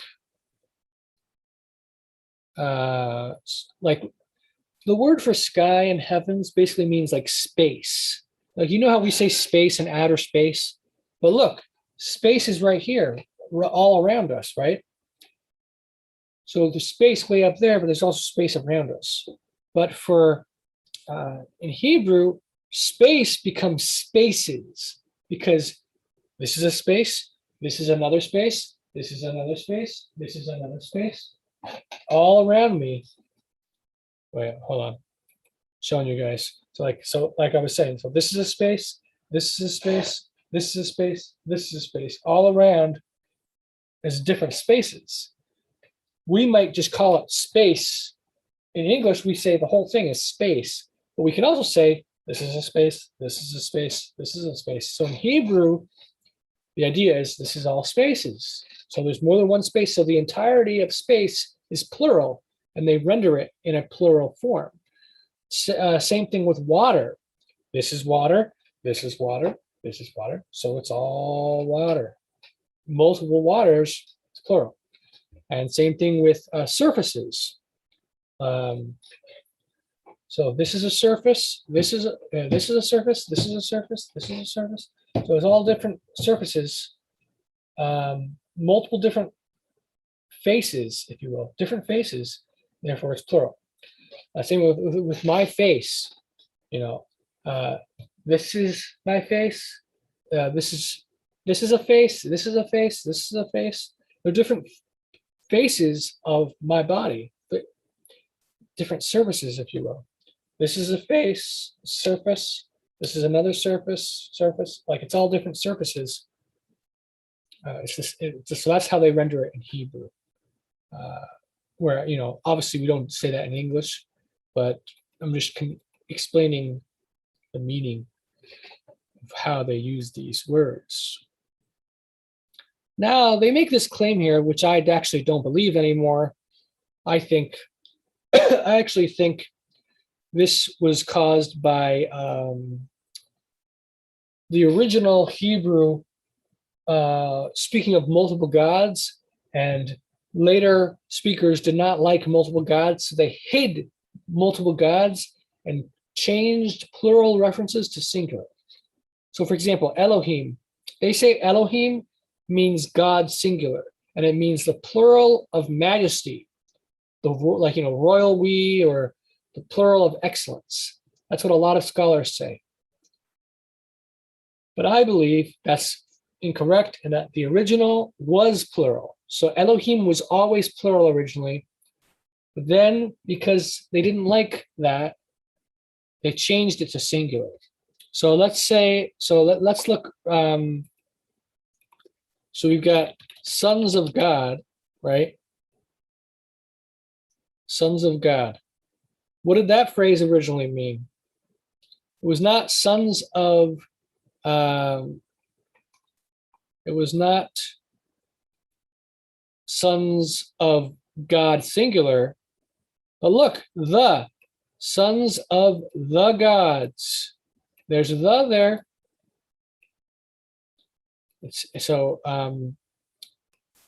So I think it's talking about more than one God, and where basically there is the Father and the Mother, like basically the Holy Spirit, but there was the divine Father and divine Mother, who were the parents of all the gods, because in the Hebrew as well as in Canaanite and other cultures, there was this concept of where the Father fathered all the different gods, and the gods are the sons of God.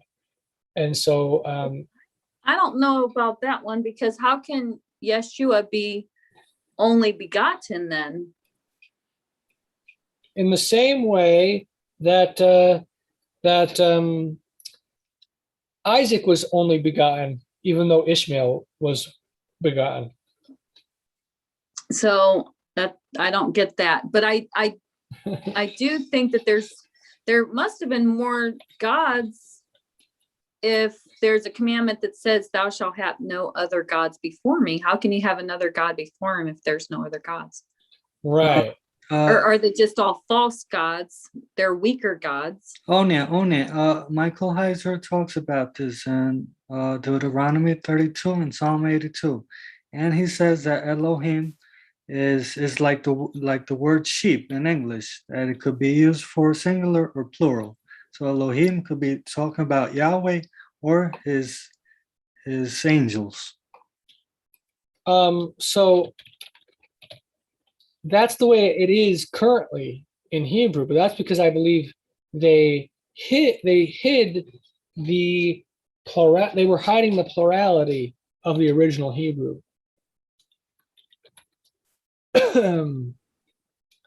So hold on a second. I forget, like King James does things differently. They say score or something.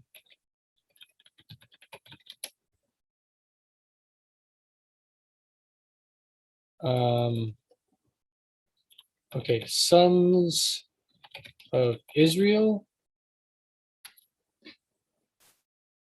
Deuteronomy. Yeah, that's Deuteronomy 32. There we are. So when the Most High divided to the nations their inheritance, he separated the sons of man, Adam. He set the bounds of the people according to the number of the sons of, it says here Israel, but in the Dead Sea Scrolls and the Septuagint, it says sons of Elohim. Yes, of God. You're correct. And we know that according to scripture, there were 70 nations. And according to Enoch, there were 70 watchers. Each watcher was appointed. Okay, there was more than 70 watchers, but there were 70 specific princes appointed over each nation. Yes, like in Daniel, Michael to Israel. Yeah. And so the princes were basically had authority over each nation. So this is what the verse is talking about in Deuteronomy. Now, Yahuwah receives the nation of Israel as his allotment from the Most High. The Most High gives Yahweh Israel. Yahweh is the king of the sons, but he's not king over the Most High. He's king over the sons. He's a son of God, and he's the king of all the sons of God. Yes, you're correct on it. Yeah, the thing is that there's a hypothesis among scholars that Yahweh and Elohim were different. So Yahweh appointed Elohim to Israel, and then later the Israelites mixed Yahweh and Elohim into one. But at the end is the same ones, but they mix the two different names into one. But yes, you're correct. Right. And so in the Canaanites, they had the same concepts that we're seeing in the Bible. They had 70 sons of El. You know, El refers to the Father. They had 70 sons of El. And Baal was the chief son of all the sons of God. And Baal, like I've said in other videos, Baal has a lot of similarities to Yahweh in scripture. There's a lot of similarities. Yes, B-E-L, Marduk. And so I believe when you see sons of Elohim, it's referring to sons of Yahweh and the divine, not Yahweh, sons of the Father and his feminine counterpart. And the Canaanites referred to this as the 70 sons of El and Asherah. The 70 sons of both El and Asherah. They actually use that phrase. So when it says the sons of the gods, I think it's talking about sons of the two gods, the two primary ones that originated all of creation. And in the homilies of Clement, Peter actually talks about this, where he says, we worship one God, but we regard them as two parents, masculine and feminine. There's an early, very, very early doctrine and early Judaism that talks about two powers in heaven. That there's two Yahwehs in the Old Testament, like when Yahweh made fire come down over Sodom and Gomorrah from Yahweh. Right. There's two Yahwehs, but they're masculine, Yahweh and Yahweh. I know the part of Asherah, and when Elijah made fire come down from the sky from Yahweh, he burned the priests of Baal, not the priests that were right there from Asherah. So there could be something happening that he forgave those priests of Asherah. There's something strange happening, but we can't say that there was a mother like a biblical mother and Father Yahweh. But there's no proof. But there's something going on. Well, some of the Apocrypha in the New Testament actually do reference the Holy Spirit as the divine mother. Yes. Yeah. There's fragments of Jesus saying that. You're correct. But so all that to say, so sons of Elohim, I think originally meant plural gods, referred to Father and Holy Spirit. And then when you see Lord God, whenever you see Lord God in Scripture, usually, I think the original was Lord of the gods. Just as you have King of the gods in the Dead Sea Scrolls, in the Psalms. Let's see. See if I find that in the Psalms. Does one take out the off in Hebrew? Say it again. Why are you taking the off of in Hebrew? The of? Yes. Oh, because in Hebrew, it's ambiguous. When there's a singular masculine, it could be of and it could not be, depending on context. Okay. So we have to go by context whether it's of or not, but sometimes context doesn't always tell you. So here, Psalm 95:3. Great King above all gods. And in the Dead Sea Scrolls, it actually says explicitly King of the gods. So there's the concept Lord of gods that very much makes sense. Lord of hosts. We have Lord of hosts. And then Enoch. And Ruah is feminine.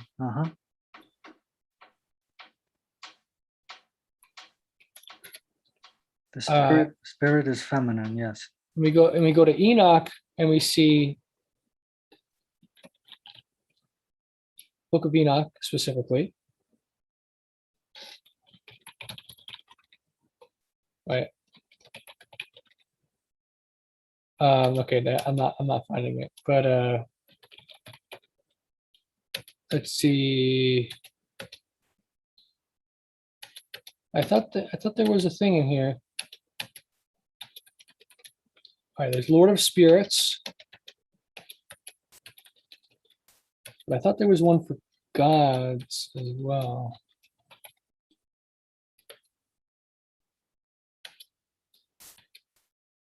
No, I'm not sure. At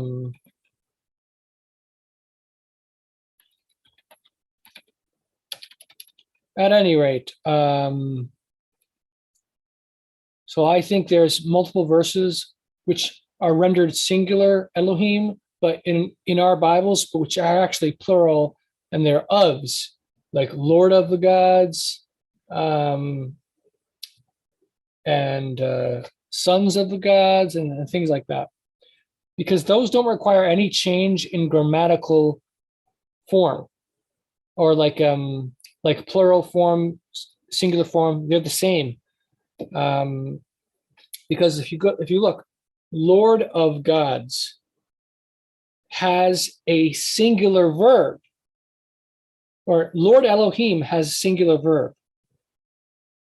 That could be because Lord Elohim are both singular, or it could be that the plural gods is not what's being put with the verb. So, for example, if you talk about me, and I say, I, Onieh, owner of these books, say to you, I'm using a singular verb, say, I say to you, but I'm telling you that I'm the owner of books. Books is plural, but it's not the books that are talking to you. It's me, the singular me, talking to you. So in the same way, Lord of gods, it's not the of gods that are talking to you or doing the action. It's the Lord, the singular Lord that's doing it. So you've got the singular Lord of plural gods that is doing the singular verb. It's the singular Lord doing the singular verb, and the gods are simply the description of what the Lord is being Lord over. But so it doesn't require any change of the verb agreement.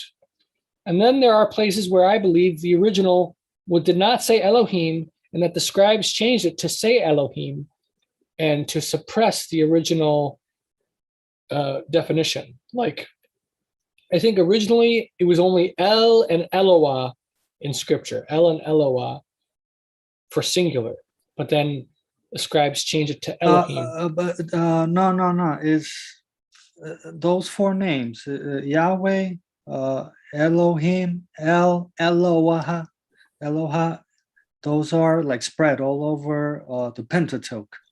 It's not like they change one for another. It's all spread. El all and spread. Eloah barely occur. But it's there. It's there. It's there, but it's very rare. But So- like Ha El Leon, the mighty. Right, but so what I argue is that that the original scriptures did not use Elohim ever to mean a singular, but that the scribes who did not like the plural concepts tried to replace, tried to change the singular Elohim, the plural Elohim to mean a singular. Yes, And- yes, you're correct. We wouldn't know if it's not because of the context. Yeah, and then over time, the scribes forgot the meaning of Elohim, and they forgot, but the scribes started using it to mean a singular. So now they started subbing in Elohim everywhere, replacing it. No, there's no replacements. Well, in my talking view, about speaking about the names. I'm saying in my view, there is a replacement. No, but if you go to the Dead Sea Scrolls, you see El, Eloha, Yahweh, and Elohim. Yeah, There's but no the Dead Sea replacement. Scrolls are also a later. The Dead Sea Scrolls are not the originals. They are later copies, and they have differences between them. So I simply have my belief that Elohim never meant singular ever. Yeah, but originally in Hebrew, but then it changed meaning over time. yeah, but that's one thing. The thing is that you're adding another thing, that they replace these names with the others. There's no proof of it. There actually is evidence that they did replace names, but that'll have to be another video. So, but I appreciate you sharing. Like, you shared a lot of information to kind of confirm a lot of what I'm saying, like with Deuteronomy, Psalm 82. So thank you for sharing. I do enjoy the discussion, but I don't want to derail our focus. So, but thank you very much, Walter, for discussing. So yeah, so we don't have much more to go through here.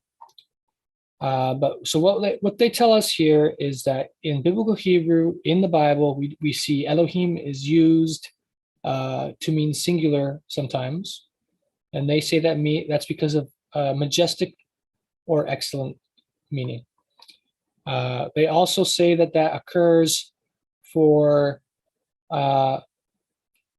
the holy ones, or they define that as the holy one, singular, holy one, and the most high ones with a plural. And then we got plural Lord, Adon, Adonim. We also have singular Lord. So we have both singular Lord and plural, but the plural is referring to a singular Lord in some verses. And then there's a few verses, for example, would say my makers, or but it's referring to one maker. And thy makers in Isaiah, but it's referring to a singular being, singular God. And then they have here, this one is corroborated, and that's intensity, plural of intensity. And so it's behemoth and taninim. It's a dragon or serpent. And strength, aunim or awanim. So the basic concept here, like for behemoth, for example, for behemoth, behemah means beast. Behemoth means, you would think it means beasts, but you have to remember that behemah actually is a word that it basically means like the root of this word is M. It's these two letters, the root. Oh, it's not letting me highlight, but the second and third letter of behim. The first letter B is a prefix. So just like you can have Lord of gods. The Lord is singular, gods is plural. Or like I said, owner of books. I am Onieh, owner, singular, of books, plural. In the same way, you have the bet is a singular, the bet of M oat, the bet of emot. So the bet is singular and the emot is plural. So what it's saying potentially is that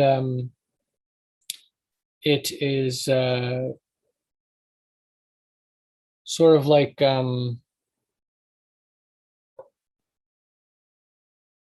I can't think of a good example, but yeah, that's one way to view it. It will be like the beast of the beasts or something.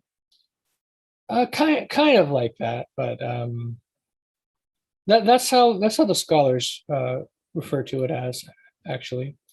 But yeah, these tend to happen like these two are names of animals, but it's like the supreme form of them, or the full form.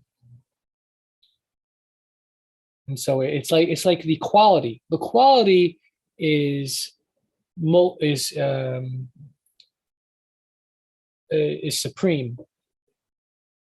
So it's like multiple qualities, just like we talked about earlier with like how there's like one space here, another space here, another space there. It's all different spaces. In a similar way, you could refer to like the behemoth as having many beastly aspects about it. So it could be in that sense. And then there's abstraction, like abstract ideas, qualities. So you got integrity, intelligence, knowledge, is plural, salvation, plural, excellence, shame, rectitude, compassion,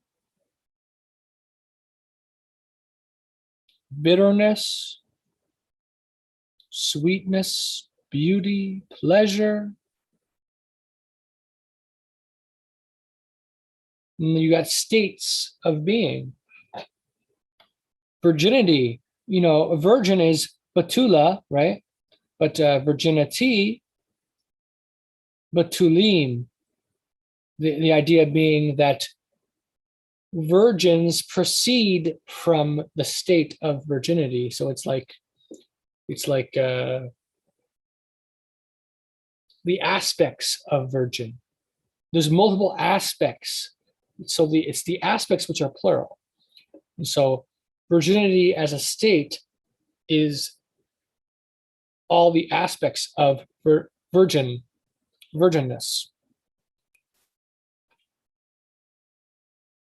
We're getting close to being done, but it looks like Joe has come on. So thanks for joining us, Joe. This is being recorded, so you can. We're almost near the end, so if you're curious about the rest of this, you can watch the earlier part. We are using. Thanks. Yeah, no problem. We're using a grammar of Biblical Hebrew in this video. I've been reading through that. Paul, it's by Paul Yuan and Takamitsu Muraoka. And for anyone else on this call, also, I'm going to, both for Joe as well as other people here, I'm going to share with you guys that file. Let me upload that now. Let's see here. That way you guys can also look at this on your own time as well. Because it's a really good file. A really good PDF. So this whole video we've been really talking about plurals, singulars. We've been talking a little bit about the masculine and feminine. All right, the file should be loaded there for you guys. And so we were talking about the different forms of plural in how they're used. And we talked about collective nouns, like in English, we have like the English word sheep, both singular and plural. So we have a similar phenomenon in Hebrew. So it's kind of what we've been discussing this whole time. We've been going on a few tangents, but right now we are at abstract nouns. So like what I was saying for virginity, when as an abstract quality or as a state, it has its aspects, virgin aspects of virginity, and therefore it's plural because aspect is more than one. Virginity is not just one aspect, it's the entirety of all the aspects of virginity in a single concept. Like all virginity is summed up in the abstract idea, the state of virginity, and therefore it's plural in form. And interestingly, it's a masculine plural here. And then you have adolescence. It says it's baharim. You also have a baharot, which would be the feminine version. Old age, zakanim, zakanim. So zaken is an old person. And you have, not going to necessarily say every example, but childlessness is chakalim, and they say perhaps life should be included here. Now, scholars say perhaps because sometimes there's theory. We don't know everything about Biblical Hebrew, and so scholars debate different possibilities, give their own theories and things like that. So these writers here, Paul and Takamitsu, are saying the word Hayim, which means life, it's plural. Even though in English we say singular life, it's a state, a concept, and plural in Hebrew, and therefore it should probably be included in this category of plurals for abstract states and qualities. And you also, it shows actions as well. It says the plural can, in some cases, be explained by the multiplicity of the acts making up the total action. So like fornication or prostitution, there's multiple acts that come together to form that. It could also be referring to like a continual committing of the acts, like, but let's see here.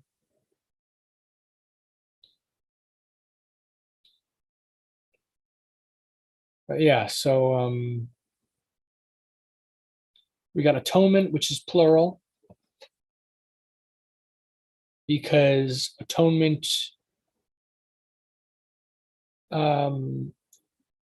may have like multiple steps involved, or it could be referring to how atonement like applies to multiple acts of atoning, like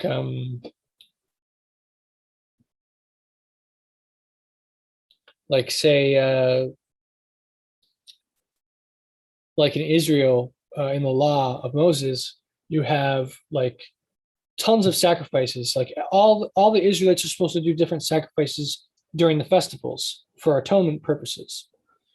So each of those different acts are atoning, but the totality of all that forms atonement. So atonement is the entire encompassing of all atoning sacrifices together to form atonement. And like for prostitution, fornication, that's typically repeating acts. Like if I understand correctly, scripture does not identify like if you have sex with someone unmarried, and then the Bible basically says when that happens, then they're supposed to get married, and if the father doesn't want them to get married, then he can say no. But if a man has sex with a woman and then runs away and refuses to commit to her, he's committing fornication because he's having sex frivolously, and then he goes on to the next person and the next person. So fornication, there's no commitment. You just keep having sex a bunch of times. Sorry, Onieh, a very important question that I got. Sure. I thought fornication wasn't in Hebrew. So is this the word in Hebrew?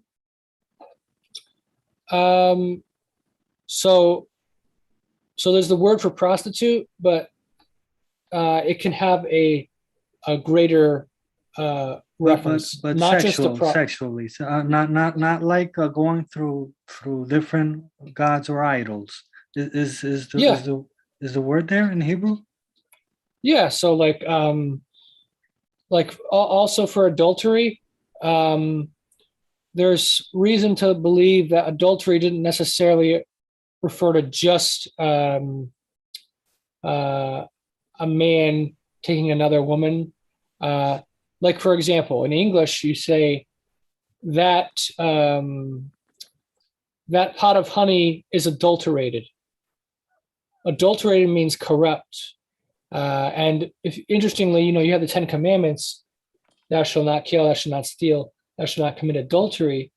That's actually intended to be a catch-all for all sexual immorality. You are not to adulterate sexuality. Yes, Wasn't it the word I've heard that. porneo or something like Well, that? that's for the Greek Okay. in the New Testament. See, I always know the Greek words. I just Onieh, so is adultery is mixing adultery with fornication a hypothesis, or So my theory is that adultery has a broader reference, but in Scripture, there's a different reference to fornication or whoring. Basically, it uses the word whoring in the Old Testament. yes, And whoring does not refer to just paying someone for sex. It refers to promiscuity, having sex without commitment yes, continuously, and also refers to perverse sexual relationships and like Ezekiel, yeah, whoring. homosexuality, incest, things like that. Yes, yes, it will be whoring. The word will be the equivalent will be whoring. Yeah, Yeah, you're correct. but if you have sex outside of marriage, but then the law says if you have sex with someone, you are to marry that person. If you then fix what you did and marry the person, you have not whored yourself, because you're not whoring around in that case. But you're whoring if you do a one night stand and you have no intention to try to preserve the relationship. And this is not to say necessarily that it's not sinful. Some people might still feel it's sinful to have sex outside of marriage, but simply that it's not considered whoring. That's just making Yes. For example, with the distinction. concubines, at least there's a relationship with the concubines. Right. So, all right. So now, like I said, we're getting close to the end here. Let's see. Yeah. So we only have like less than a page or so left. Well, when you were saying that about not committing, is that almost like just taking things too lightly? I don't understand the question. Well, does it only pertain to relationships or other things? I'm sorry. Does what only pertain? When you're talking about the adultery and adulterating and the whoring, is that just? Oh, well, I mean, is that only like a relationship type thing, or can it pertain to other things in the world? Does it only pertain to romance type things? You know what I'm saying? In the context of certain passages, I think it's only talking about the sexual or aspects, but there could potentially be some other contexts where it's used in a broader sense. Like, adultery is used in Scripture to refer to idolatry. But in the Ten Commandments, adultery is distinct from idolatry. There's do not commit idolatry and do not commit adultery. Two different commandments, they're not the same. But in the prophets, they analogize adultery with idolatry and compare them. So there might be some similar comparisons elsewhere in Scripture. Okay, Melissa's battery is running low, but we don't have much longer. But if your battery dies, Melissa, the rest is recorded. So, and I did send you guys that PDF, so you can check it out as well. We have here plural of generalization. So for sleep, dream, vision, sleep.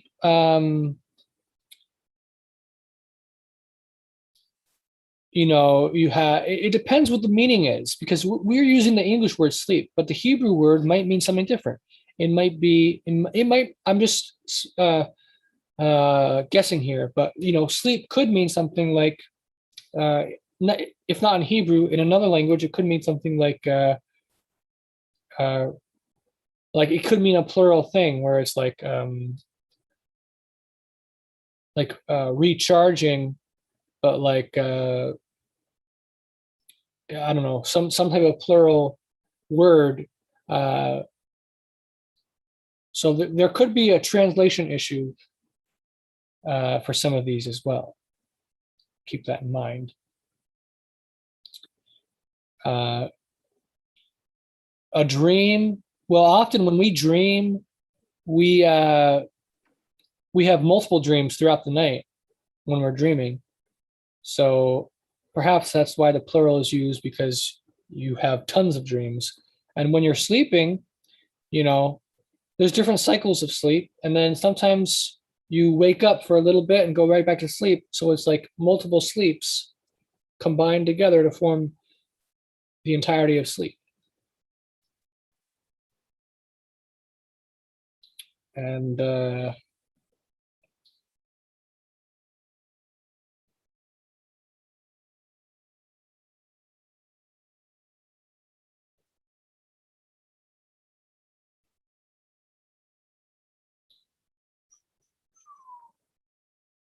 see here. Oh yeah, there are some passages, just keep in mind, like I said before, some passages for singular actually do mean a dual. So it means two sometimes. Like you'll see that, for example, if you want to say 2,000, you don't say two, and then you don't say the word two and the word thousand. You say thousand with the plural, but the plural is actually a dual, and it basically means thousand, two, but you use the plural to convey the two.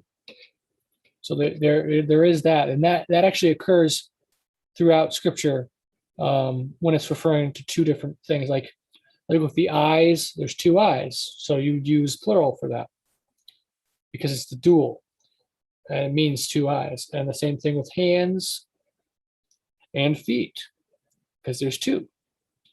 Arms as well, and legs for humans, but for animals there's four, so it doesn't use the dual. It says plural of a genitive group.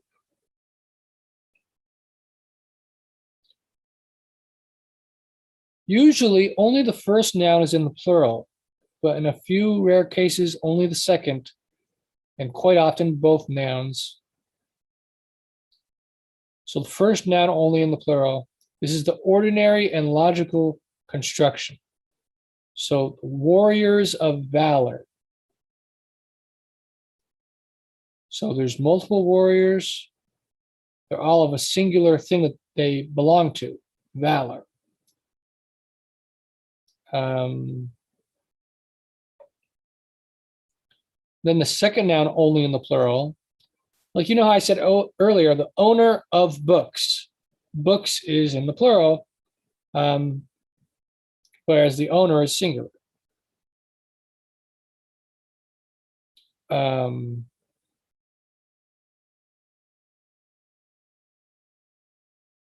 Here is building of the high places, or house of the high places. Now, house can have a greater meaning than just like house as we perceive it.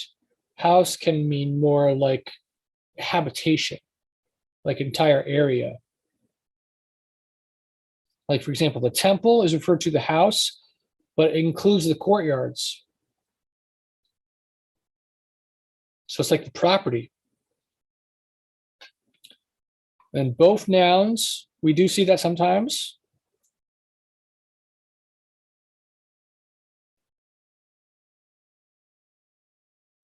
Warriors of valor with plural.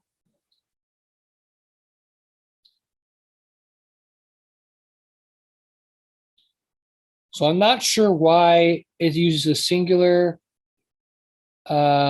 warriors of valor singular up here. Whereas down here, it uses warriors of valor with the plural. There's probably some nuance to the difference. Like we said earlier, when it's plural, it's abstract. So this might be warriors of the abstract idea. And then maybe this being singular, it's not an abstract. I don't know though. Like maybe it's warriors of something of valor. something specific that's honorable, that they're warriors of. So maybe that's why it's singular. But scripture isn't always consistent in how it renders things. So there just could be some inconsistencies. But it's important for us to try, if we're trying to understand scripture, to try to understand why it renders it in one passage differently than in another. Why is there a distinction if it means the same thing? So there may have been a change to the text by the scribes, or, like I said, perhaps the one means warriors of the abstract idea, and the other means warriors of a specific valorous thing.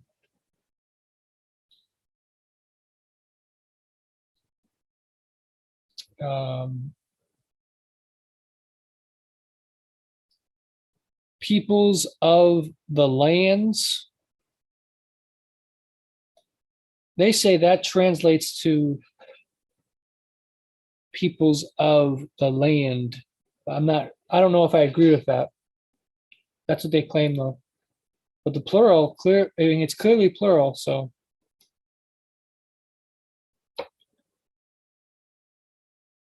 Walls of the temple.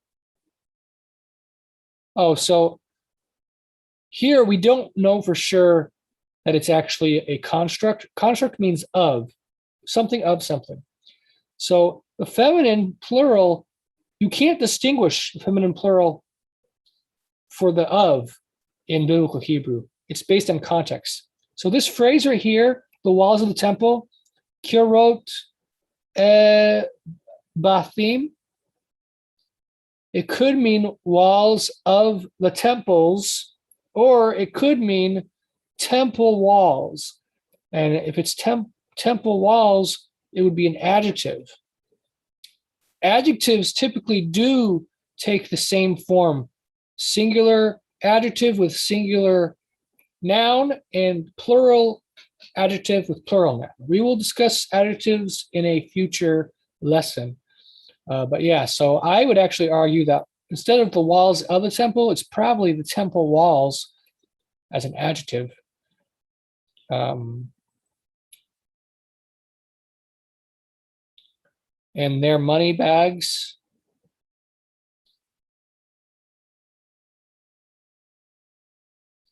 Right here.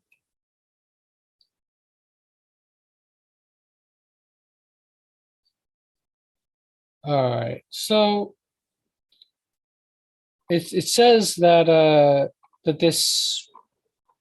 that doing both nouns in the plural is also common in Dead Sea Scrolls Hebrew and Mishnaic Hebrew. And that it does occur in biblical Hebrew. It's not necessarily confined to later biblical Hebrew. So at any rate, that's pretty much our lesson for today. Sorry for it being a little bit long. But do you guys have any thoughts or questions about what was discussed today? Anything you want to say before we go? You can either ask audibly, or you can just type your question.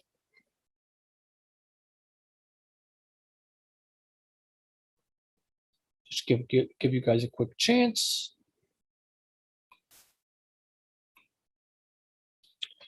Okay, while I'm waiting to see if anyone says anything. Yeah, no problem, Walter. Thank you for coming on again.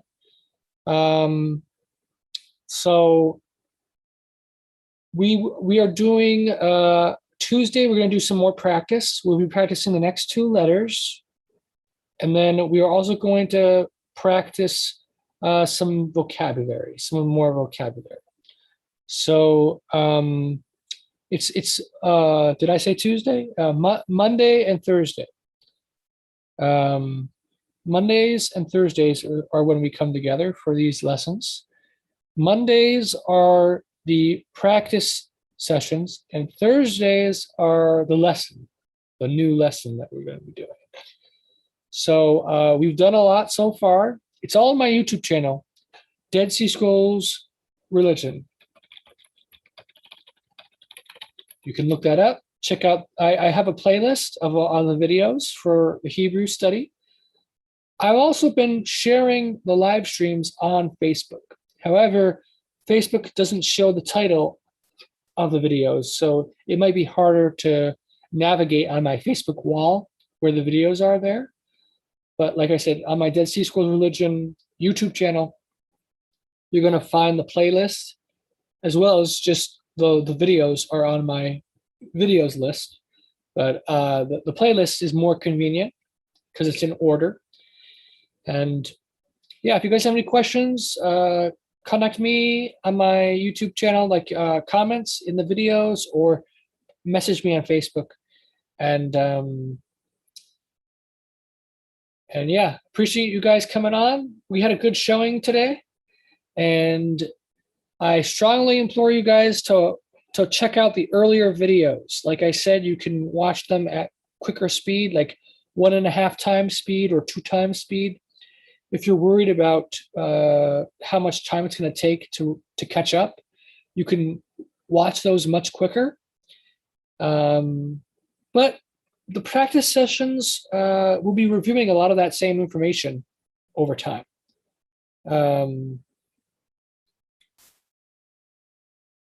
Steve, I don't know why you keep saying Tuesday. Because I don't know, did I accidentally say Tuesday? Because it's always Monday and Thursday. Yeah, you said Tuesday. I might have said it once, but then I corrected myself. So, yeah. So I'm gonna have to check the recording to see where I said Tuesday, because I don't remember saying that. But I'll check it. Yeah, you corrected after. Yeah. All good. You know, everyone makes mistakes, but so if you just don't find the time to watch everything, then skip the practice sessions and watch the lessons. No,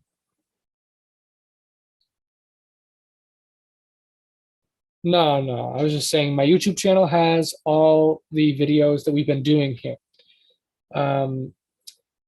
But like I said, definitely check out, if you can, all the videos, including the practice sessions. If you need to, because of how long they are, just watch them fast, like with 1.5 speed or 2 times speed.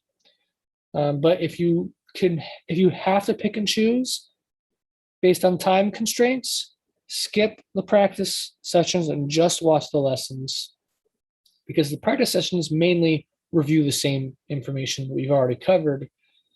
Although sometimes they have interesting insights that might not be in the main lessons, but overall the lessons are far more important than the practice session. But we're doing this because we want to get fluent together in Hebrew. And so we're doing the practice sessions to try to help each other every week reviewing the material. And the more you review the material, the more likely you're going to become fluent. And that's the goal, to help each other. So God bless you guys. Have a great night and a great weekend. Shabbat shalom in advance. And I hope you guys enjoy this video. See you next week. And oh yeah, the time for these two Mondays and Thursdays, as always, 8:30 p.m. Eastern time. All right, guys. Peace.